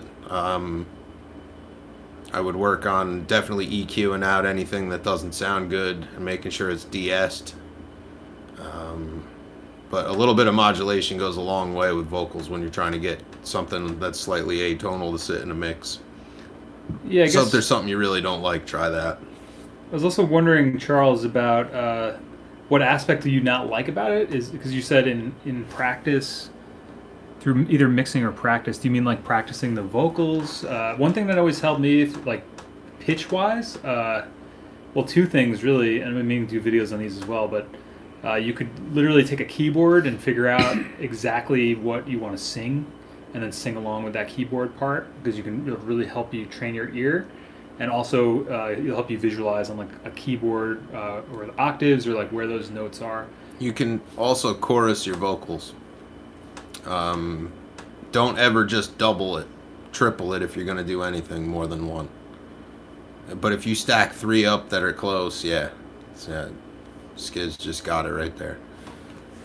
I would triple track your vocal, Travis, nice one, and see what you get. Yeah, and it also depends, like in terms of distance too. Like reverb can help in terms of like I kind of thought that went without saying. Pushing your vocal But, yeah. back. Well, I don't know. Like sometimes Yeah. that's something. My Lexicon vintage plate, man. Yeah. I love that fucking plugin. Depends. So That's like my favorite. one of That's my my favorite bands, fucking like, vocal trick. Yeah, I mean, it depends what style what you're going for, But I know, like for instance, if certain music, or you can vary your distance that you're singing from the mic if it needs to sound further back in the mix. Because some stuff like Spoon, like I love fucking Britt Daniel and his vocals. They're like right up front, very little wetness on them. They're like they sound like how he probably sung it right into the mic. It's dry, and he has a fucking sick voice, great rock and roll voice.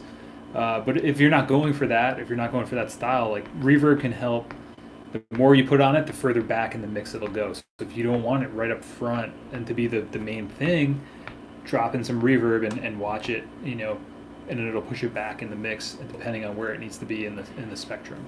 And you can also play with the pre-delay and stuff too to add a different dimension to that depth. I guess, yeah. The other thing, I don't know if this is I'm going to do a video on this. I probably still will, but I don't know. I guess I'm looking at it from my thing because like I used to hate my vocals because I didn't feel like I could sing on key, or like I would be really hung up by little things here and there. And I've learned to just not give a shit about that because it's fucking rock and roll. But also, one big thing that helped me with singing in like certain pitches and keys is a capo. Like I realized like some of the shit I was writing is just out of my range, and my voice did not sound good in that range. Like you got to figure out where your voice sits, and certain keys your voice is going to sound naturally better in, and figure those out. It hit me when I was watching this Ryan Adams documentary or YouTube video, and he was talking about like how he writes songs usually on capo 3rd fret through 5th fret, and like I think he says like capo 3rd fret, he's always writes songs, and those always seem to be his angry songs, and then or something along those lines. I don't know, I'm paraphrasing, but that's when it hit me because like I don't. Ryan Adams has more of a lower voice, and that's how like my voice is too. It's more lower, and I wouldn't say like I have his range or whatever, but that's when it hit. I was like, fuck, like I've been just playing wherever and thinking like I can sing over anything. And maybe this is really naive to say or admit, but capo, if you're writing like traditional songs and like his voice sounds great, capo 3rd, 4th, and 5th fret, because that's like naturally where it sits, and that's like what the keys that he writes in. Like that's one of those tips I've been meaning to do a video about, because like I went for so long not realizing that and becoming so frustrated and thinking I wasn't that great of a singer and I couldn't sing things and they were out of my range, and it was like they're in the wrong fucking key, bro. Like use a capo. So I don't know if that's what you're referring to, but definitely a good one. Yeah, the idea of panning 2 different delays is pretty interesting. I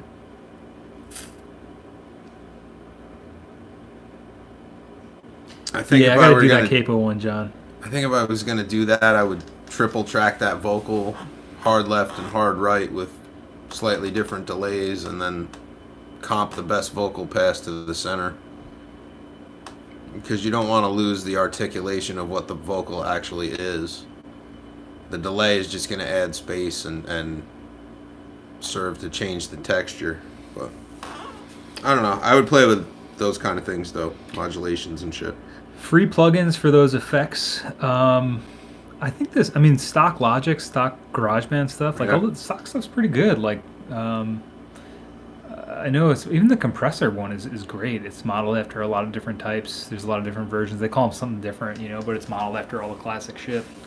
But again, we weren't really talking about compression. Free. The plugin I really like, I used to use a lot for like delay and reverb, was the Logic. I think it's called Tape Delay. Yeah. That's a fucking sick plugin. You gotta be careful with that one though. It gets a little The hectic. trick I used to like with it was that you can, because it's called a tape delay, you can actually turn the delay off and just the flavor is cool. Maybe you'll like down that. tab. Yeah. So like Saturation. Saturation. Yeah. I mean, the flanger in Logic is the thing that I was talking about. I have a couple of presets that I've made over the last few years. Are go-tos for me when it comes to making difficult vocals do what I want them to do. You know, you just need a little blend of something. And you might be able to do it with a really slow chorus effect too. I mean, you know, but even though it sounds like it shouldn't be, it's really the most subtle way to apply a modulation to a vocal to make it kind of mask in. And I can't tell you why that is necessarily, but that's just what I've found in my listening environment. And of course, I use fucking reverb on every goddamn thing, so just about. Yeah. So. I think, I mean, that's something, I think it really depends on your style. I think something that can hurt you is using too much effects if you're trying to get better at singing, or you're trying to do. I would say like the biggest things, like vary the distance, and I mean, it's realistically, like somebody mentioned Kevin Shields again. I don't think we've ever had a stream where we haven't mentioned My Bloody Valentine. But somebody's saying like he spent all these time writing these lyrics and nobody hears them because they're buried in the reverb. Well, a lot of that is a lack of confidence, really. Right. That's funny because that's like the point I was coming around to, is like you just record your vocals dry and really hear what you sound like, because if you're just like slamming them with, you know, reverb and modulation to the point where it just sounds like, I don't know, just like there's some bands that stylistically like that's what they do. Like I'm thinking of the OCs, like fucking love the vocals, but I don't know what they're saying half the time, and I'm like a lyric guy, but you know, that's like stylistically they want it to sound that way, and that sounds fucking awesome for that band. But depending on the style of music, like, and obviously that's a very seasoned band, and the songwriter, I can't think of his name. He's been playing music for decades. But I guess what I'm saying is, like, if you're at a point where you feel like you want to make your vocals better or get better at vocals, you record them dry and hear what you sound like. Do that keyboard trick I was saying, like, and really just practice them. Practice like figure out what your melodies are. Figure out what your melody is on a guitar and play it and sing along to it, you know, and really visualize and figure out. That'll really help. I don't know if that's really even the question. I feel like I'm bringing my own thing into it, but basically what I'm saying is, if you're trying to get better, don't drench it too much in reverb, unless that's what you're going for. Does that make sense? Yeah. Okay. Well, I mean, double the vocals helps a lot too. Yeah, that's a good one. Thanks, Mike.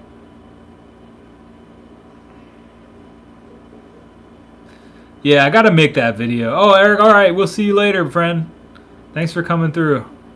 I would say that.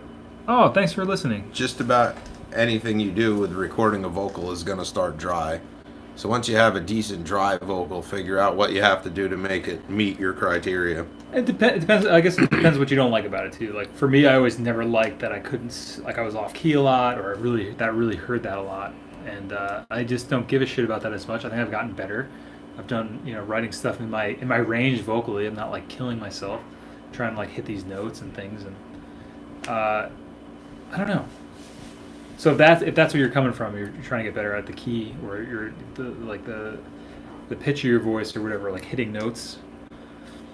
Because I feel like reverb can become a crutch very easily. And I used to do that in old bands, and like. But it also helps singers who are otherwise pitchy to. That's true too. Correct their shit if true. You put reverb at least on their headphone mix. Right.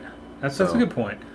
I guess I just mean use it to your advantage and just don't take advantage of it.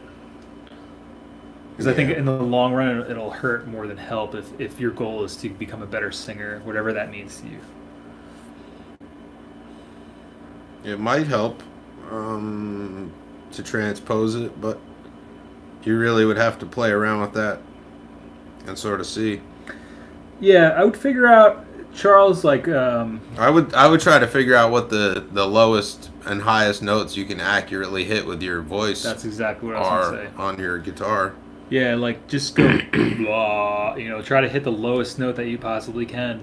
Get your tuner out, get the tuner out in Logic, get a tuner app, figure out what that note is, and then like I don't know, like it sounds like shit. I'm just doing it off the cuff, but what's the highest note you can hit, and then figure out, okay, without going falsetto, what is the highest note you can hit? Right. What can you comfortably hit? That's something somebody was mentioning Rivers Cuomo before about writing a Blue album and how it was influenced by Nirvana, but I've watched this podcast Song Exploder with Rivers recently, or a couple months ago, maybe last year, it was a while ago. But that's something he said, which I thought was really interesting. A lot of Weezer stuff is written in similar keys, or the same keys, because he said, in this podcast, he said, we tend to write things and I sing in this key because it's the only key where it sounds like I actually like give a shit, or like where it sounds like I'm actually trying to sing, which I thought was interesting, because he was basically otherwise he just sounds like the guy from Nada Surf.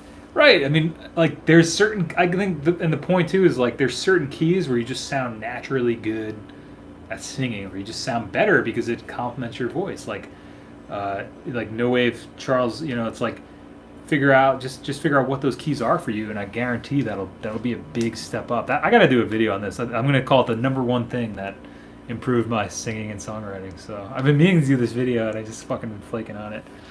But yeah, that's an excellent point, Jay, about finding those notes, finding that low note.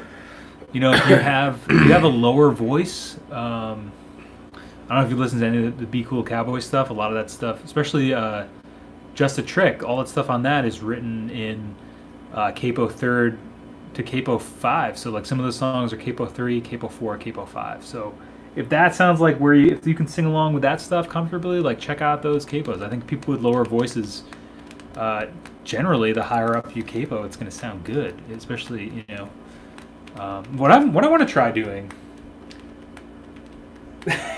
You're like, what is this guy going to say? I want to get a baritone guitar. Like, what baritones are what, A? What's the bottom string? I think they're B flat. Oh, B flat. Yeah, because I wonder, like, I'm wondering if like I would sound good, because I feel like my voice doesn't sound as good in like a traditional open, Eddie 8 Dynamite Goodbye Eddie tuning. Was that E? Yeah. Do you ever hear that acronym? No. That's how you remember EADGB.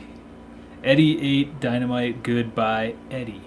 And for bass, my friend Jared taught me this a long time ago, and bass is Eddie 8 Dynamite Good. So maybe you'll remember that forever now, because I definitely will. But yeah, so like I think my voice doesn't sound great, but whatever it is, moving it up third capo sounds a lot better. So what I'm thinking is an octave down on a baritone guitar. I don't know where that would be, but maybe playing octave guitar, baritone guitar would, because it would be F, G. I think you would have to. Because I think A sharp, and B. I think you would be looking for more vocal power to get those notes out, though.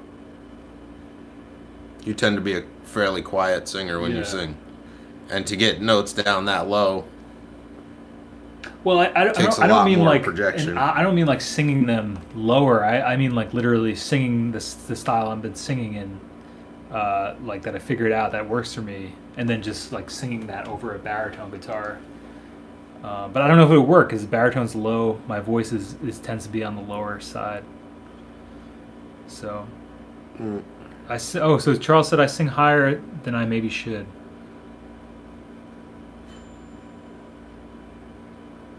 The 440 standard. Oh, that's a good call, Joe. If you research the 440 standard, there actually was no standard concert pitch globally until I think it was the late 1800s where a 440 standard happened. It was a regional thing as far as what their concert standards were. There's a really interesting Wikipedia about that. But when you're talking about frequencies like 432 and shit, you're talking about the whole theory of the vibrations of life, right? Like that's what that whole thing's about. Shit, I think my capo's in the closet. I was gonna just look that up. Was it that late, 1930? I mean, 440 is our concert A pitch standard, but really, like, you could make that whatever you want it to be, and especially if you have like a good strobe tuner where you can adjust what its concert pitch is set to. Fuck around with it. Just make sure all the instruments you record are tuned to that same standard, or else it doesn't work. But I see no reason to not experiment that way. Jody, that's a really good question. I mean, you were saying where was it? Something about the metal songs. I saw it very briefly about. Yeah, so the metal stuff is tuned down. Wait, why did it seem like Tree Man was blocked? What happened? Yeah, what happened with that? Tree Man got blocked? Why? I don't know. Maybe a different chat or something? Well, all I know is, like, Jody was saying something about the metal stuff. So, like, the metal stuff is just tuned down to D. What is it? Drop D. But my guitar is always tuned down a half step. But I noticed, so, like, if you look at the songs I did so far in that one video. Oh, I see. Okay. Oh, okay. I feel like the best one I sing during is kind of the Many Dark Days, where I'm like trying to rip off Ozzy or something, and that's because that song is actually like much higher up the fretboard than the other songs I did. So like that I feel like just further proves my point, like because like the riffs in that song I believe are like third fret and higher, whereas like Little Metal Boy I think is primarily like a lot lower than that, as well as Creator. So like that's a really good observation, Jody, about that stuff. I really should have pitched those up. I should have written. I still could. I think I still might do that. But like Little Metal Boy, like that, I should probably capo off the third fret and just play those riffs like higher, and then I could sing it there. Because if you listen to those demos I did, I'm kind of like speak singing or singing kind of in like a, I don't know, it's not comfortable for me. Even like Creator, like you can hear on the chorus. Like I was gonna get Tim to do some vocals on it because he has like a more of a higher voice. Because I think I just can't. That's just not my octave. So, but yeah, I do have to change those songs around. So that's a good example. It's drop D, but I think if I slid up the capo and transpose those up to a different key, I could do that Ozzy's voice on all of them. But that's the reason why that Many Dark Days I have that sort of like nasally voice that's higher than the other songs, is because those riffs are actually higher up the neck, and it's more comfortable to sing there for me. Sorry, I just went off on a tangent. These guys in the chat are just arguing about 440 or something. Let's see. Is there any other questions? I'll do a video on the capo thing. I'll do that ASAP.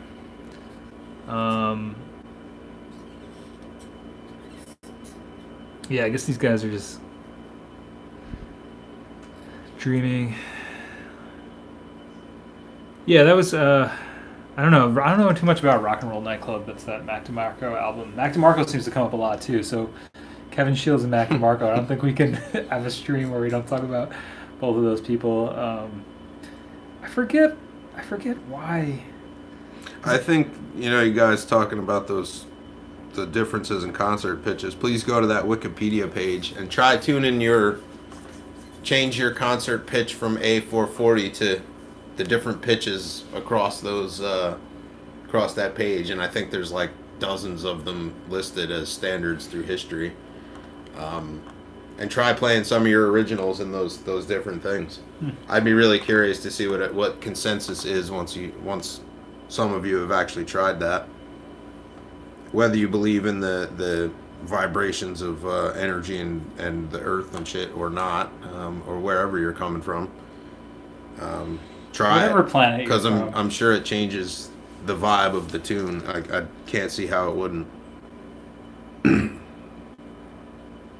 Yeah, I forget the reason of the Mac DeMarco stuff being pitched down. I think he was trying. Maybe I feel like I could be wrong, but I think he said he was trying to sound like Elvis or something. I might be wrong. I don't remember. There's sort of like an indie punk band around here that's all the guy plays is SGs. I don't know why indie rockers don't like him more. I think because modern indie rock is sort of afraid to even borderline Distortion, heavy. Yeah. Yeah, because I feel like Gibsons are more known for heavier stuff. But an SG is especially especially a P90 fucking SG. God damn, you can get some tones out of that guitar. Hey, I just always felt more comfortable with Fender stuff. I feel like that's how you are. Is like I don't know. I'm generalizing like a motherfucker, but I feel like most people, it kind of seems like it's the two choices. Like you're either drawn to Fender instruments or Gibson guitars or whatever. But that's not true though, because I have a Gibson bass and a Silvertone guitar. And I used to have Strats and stuff. So I don't know. Just play what you like. I don't know. That's funny. I didn't hear about that being banned. I would say it has something to do with the pickups. Single coil, like that single coil sound. Like I don't know. Like especially if you're doing like jangly. Whenever I think of indie rock, I think of just like jangly, like reverby kind of shit, or like ignorable stuff, and I mean that in a good way. Like, I don't know. I always think of like Strats for that kind of sound versus like couldn't picture some because like I feel like there's like pictures of George Harrison playing like SG or like Gibsons, and it's just I don't know, for like the Beatles it almost doesn't seem like it would fit their sound, but I guess you sound like whatever you sound like with every guitar. So I would say just find something you're comfortable with, and no matter what it is, just rock it out. Like I feel like that's one of those things, like when it comes to gas and stuff, like gets in the way of people creating. Like getting caught up with things, aesthetics and things that look like. If you like it and it works for you, get down to the business. But I think the SG, people shy away from that too because it has sort of like the twin horns, like it's sort of associated with like that devil music and shit. But that was like really what that is a fairly lightweight, easy to throw around instrument with a double cutaway. Yeah, I mean it's a tunomatic bridge, so it stays put. It fucking stays put though because it's got the tunomatic, and if you have one with the fucking P90s, you can do anything with it, and don't ever let anybody tell you anything different. Yeah.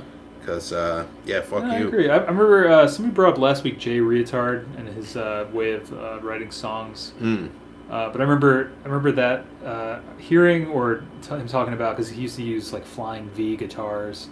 I think they used like the Flying V bass. I think the guys from Waves were in his band, and he uses that Flying V bass or something. But anyway, the Flying V, I remember hearing or in an interview or something where he was talking about he caught like flack, or people would like, be like, oh, you use like a Flying V, like what are you doing? Like this, like why are you using that? Because it almost has like a association with like metal, or people think the shape is like it comes down to an aesthetic. It's like if that dude liked playing that guitar because of the way that it felt or sounded, like fuck it, just write songs. Like, like I don't know. I feel like there's a certain stigma to like like SGs being like a metal or heavy rock or like butt rock kind Well, of like sound. John's saying here, like humbuckers. He's heard humbuckers that are really trebly and jangly. Humbuckers aren't all muddy and thick sounding, and that comes down to the way that the coils are wired. It comes down to the DC resistance of the coil. The higher the DC resistance of a pickup, the hotter its output is. So your Strat single coil might be like, the bridge pickup's probably like 3.5 to 5K. That's not a very hot pickup. But you might also have like a stock PAF, like a Gibson pickup OG style, that's maybe 5 to 7K tops. So just because it has those dual coils and is humbucking doesn't necessarily mean it has any more output than anything the fuck else. That's good. Yeah, that's great. That's a great point. I never considered that. The reason it bucks hum is because there are two coils in there that are wound Opposite differently. each other, yeah. right? Yeah. I feel like they basically cancel out the hum is what they do. Yeah. I feel like those are like the two. I mean, the two most like iconic sounds. I don't know. And obviously, there's P90s. Obviously, there's Jaguar pickups and different types of pickups. But like, it kind of seems like a lot of music is divided. A lot of guitar music. If like once you can pick out the sounds, it's very like either humbucking type sound or a single coil sound. Well, I think all pickups, to be fair, have a sound. Right? Humbuckers can definitely be thin and jangly, but if you put a humbucker in the same position in the same guitar as a single coil and recorded the two, that humbucker is going to sound different every day. Doesn't matter. Just because, obviously the DC resistance and the output of the pickup is the part that dictates how thick and muddy and how fucking funky and whatever, as do the magnet styles of the pickups. But every pickup has a sound of some kind. Like that humbucker is always going to sound just a little bit fatter than that little Strat single coil, even if the specs are nearly identical. Like a P90, like P90s have that great rich mid-range. So are P90s, not to interrupt, are they like more in the middle of those two? A P90 is like a giant overwound single coil on a different style bobbin. Okay. But it's basically it's like because I see giant some single bands coil. that use like almost P90s exclusively for the sound they're going for. Mm-hmm. Yeah, like the Jazzmaster pickup. Tree Man just brought up Jazzmasters. Yeah. Like the Jazzmaster pickup is an even wider bobbin design than a regular P90, but it's the same kind of idea. Right. But those pickups also have a very specific sound. Yeah. And they don't sound like a P90, nor do they sound like a single coil. Right. Just like those little lipstick tubes in your Silvertone. Yeah. That's a single coil pickup. Yeah.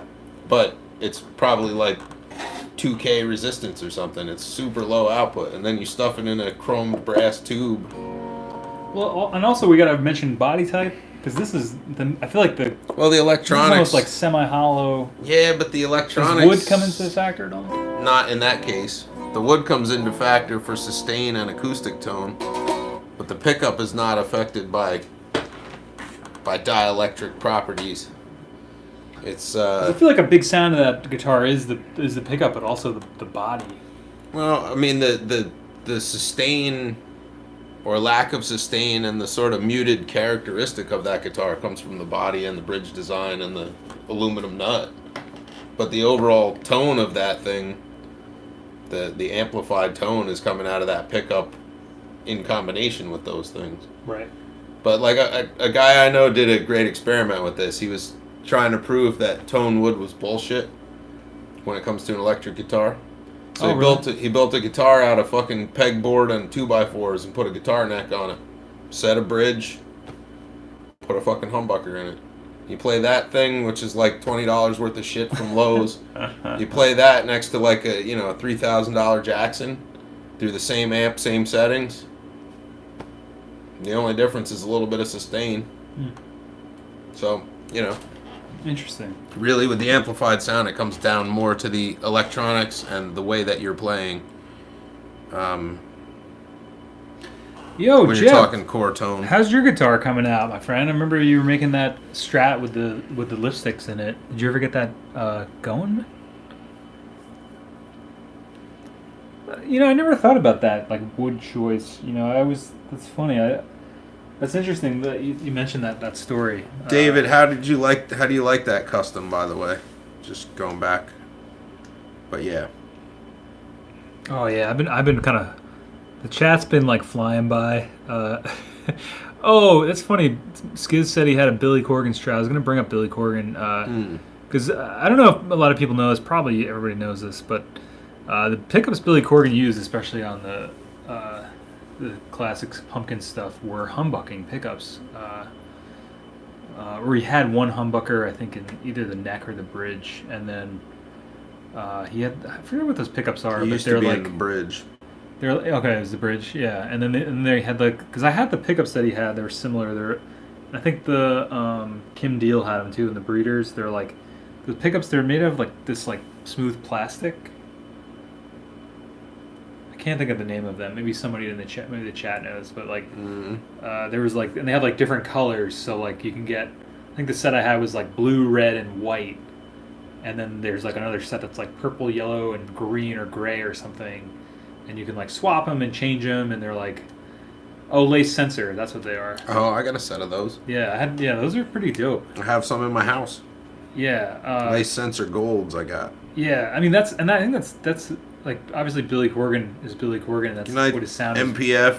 Later, Mike. Thanks for coming through. And that's like his sound. But I think that's something that's interesting. If you just look at Billy Corgan's guitar for face value, you're like, oh, he's got a Strat, you know. But when you dig deeper into what pickups he's using and the sounds that he's getting, I would think that humbucking pickup has a lot to do with that.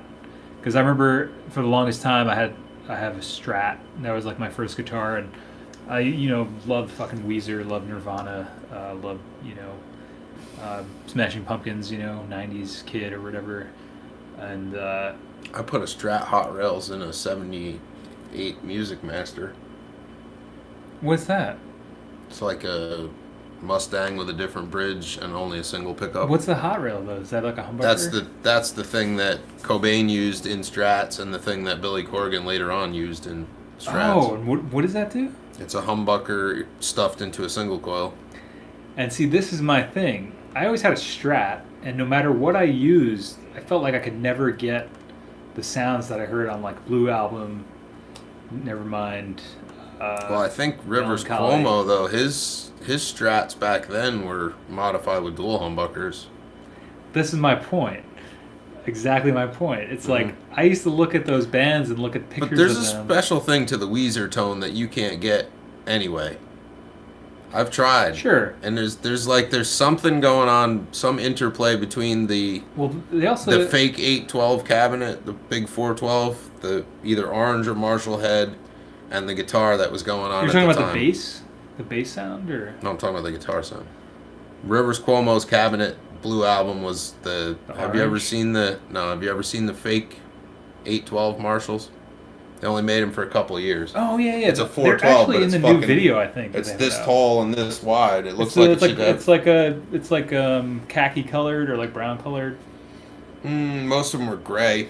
Oh, But okay. Maybe but it was instead of having 1, 2, 3, 4, 5, 6, 7, 8 speakers, You said- it had 1, 2, 3, and 4 Oh, like that's- this in a fucking huge cabinet. That's like those Fender Pyramid. They're rare as fuck Yeah. too. They're a lot of money. So you're but- saying something to do with the combination of his stuff?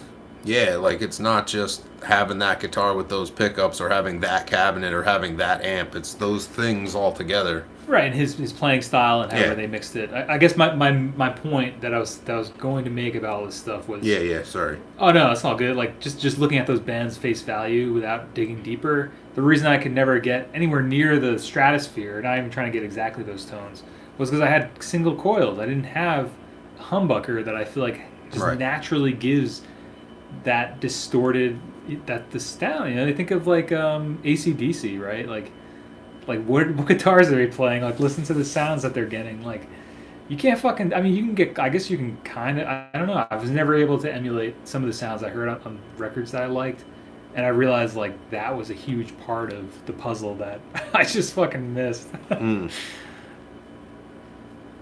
What was the head that he used on that stuff? You're saying it wasn't the orange head, or was that Matt Sharp had the orange? I feel like he was using maybe a 50-watt plexi then.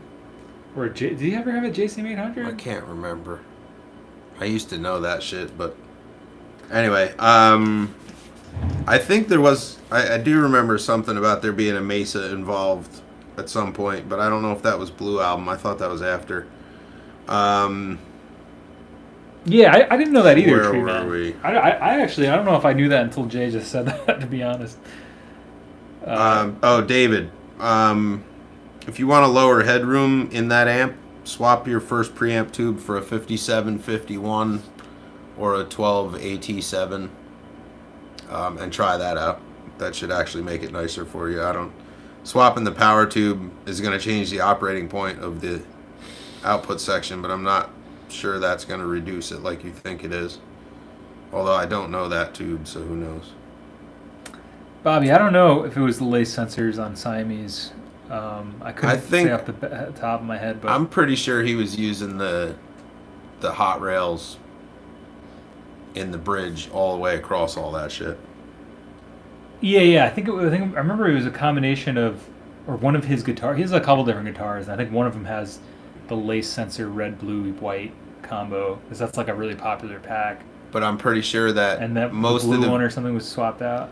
I think most of the early footage of them playing, there's a black pickup in his bridge position, Oh, okay. and that's that The hot humbucker, rails. Yeah, I mean that makes sense. Travis said he has 2 golds and a red and a Japanese strap. I bet that sounds rad, man. That sounds cool. Yeah, Cobain was into like the Duncan JBs and I do need the the grunge Mustangs pedal. and shit. The Strats had hot rails. There was a JB and a Super Distortion in the Jaguar. So yeah, I mean, I would. What do you think I about personally stay away from those Super Distortion pickups. I had one of those. I fucking hated it. that? Jeb said Rico Ocasek had some insane amp that they use on the Blue album. I mean, I believe it. I mean, I've never heard that before. I for some reason I thought I heard that some of that's like the Blue album stuff is just like a crank JCM 800, but I don't know. Don't quote me on that. I mean, this is the whole mythology that we're saying, right? It's like, Rick Ocasek. He would have been famous enough to possibly have a Dumble, but I don't know. that's true. I don't know what weird amp. I mean, define weird. Yeah, I don't know. Is it like rare? Is it like? Because I mean, that's the whole Billy Corgan thing too. You know, I think he had a JCM 800 that was what KT88s or something. Yeah. So it's like that's all support of the lore. It's like, oh, I want that Smashing Pumpkin sound. Well, you need a JCM 800 modded to use KT88. Well, that's like even Jack White with the fucking Silvertones. People are like, oh, I'm gonna go get a Silvertone Twin 12. I'll sound just like Jack White. Yeah, right up until his tech put that post out detailing all the fucking modifications that happened to that head. Yeah. About the only thing that's Twin 12 about that head is the chassis and the fucking cabinet. Yeah, so there you go. Well, I think that's just a lesson for us all. In just because you see, person X using gear Y doesn't mean if you get gear Y you're gonna sound like person X. Like, I don't know. I feel like that's something that's happened to everybody who's ever bought a piece of gear. Travis, I think there's some sort of documentary about the recording of the Blue album, isn't there? I feel like Sounds likely that there would be. I feel like I've seen footage of them in the studio making that. I don't know. I have to research that. I think so.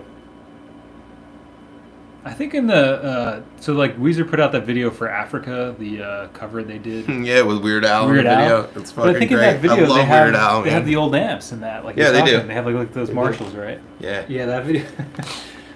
I think his fake 812, now that I'm thinking about it, had like that weird basket weave grill cloth on it. I feel like there's those like JCM 800 cabs that were like they're almost like a brown or like a khaki colored fabric on them. I don't know about a khaki colored one. I don't know.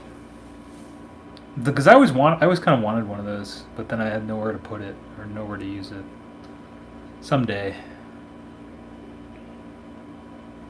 Oh, nice. Brendan Benson's Twin 12, and it did sound. Was it modded at all?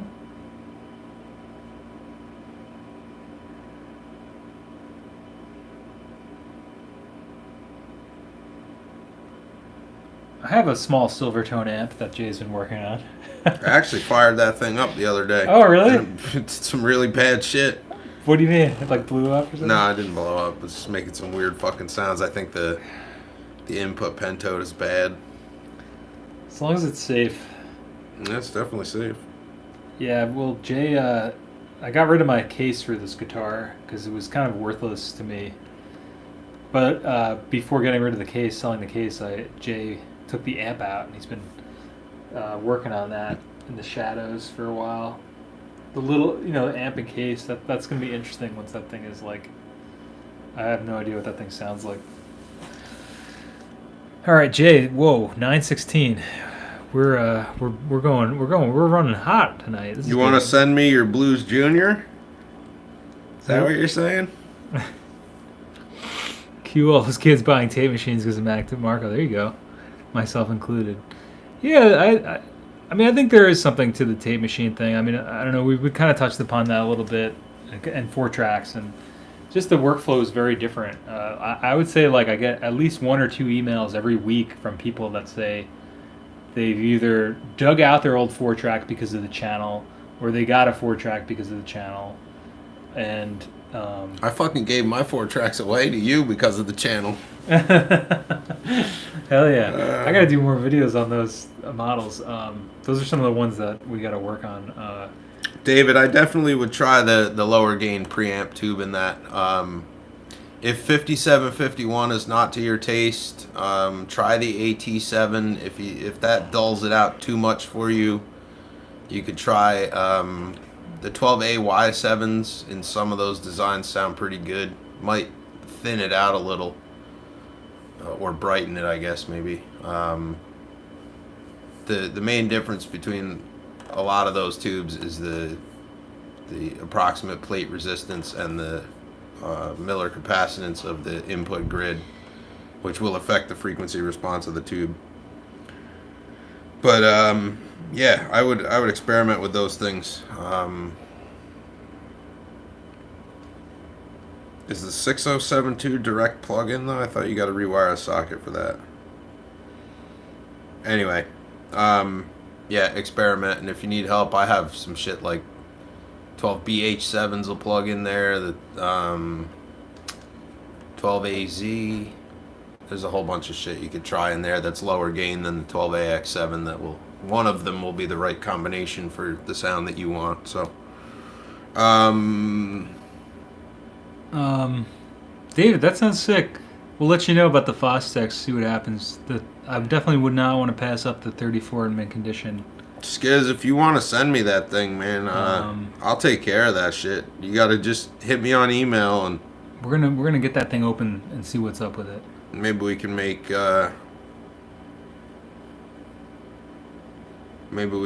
some sort of video about what gets done to that for future owners. But yeah, I mean, if you're willing to deal with the shipping part of that, you could send it my way. It's not a problem for me.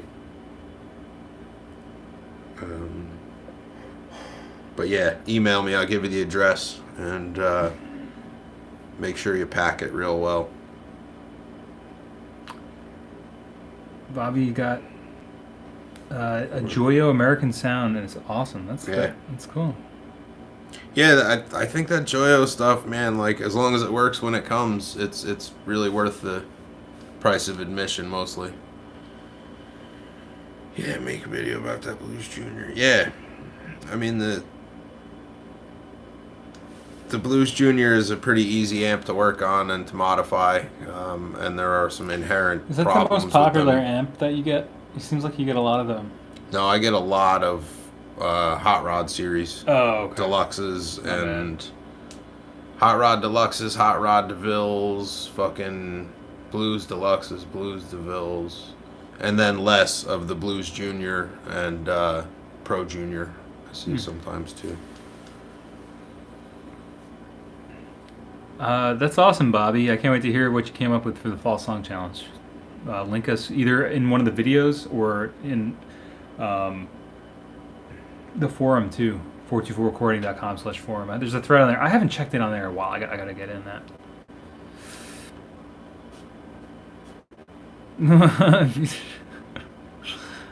By the way, just open the faucet. If it's good for the trash can, just destroy it with a bat. Nah, I don't think we'll do that. I think that could be fixed.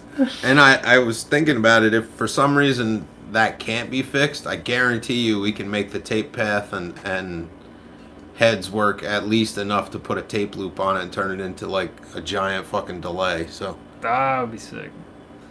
Maybe that'll be the video, turning a Fostex M80 into a giant tape delay. yeah, priority mail is fine. That's what I usually ship with too. Yeah, But email me and we'll discuss it. Whether you want to send me the whole cabinet with the speaker and shit, or if you want to just take the chassis out and stuff like that, we'll figure all that out after. But this is cool. I'm excited. I'm definitely down to do it. It's not going to be a big deal. And we can talk about some of the potential upgrade stuff too, and decide what you really want to do. Matt's getting hooked up.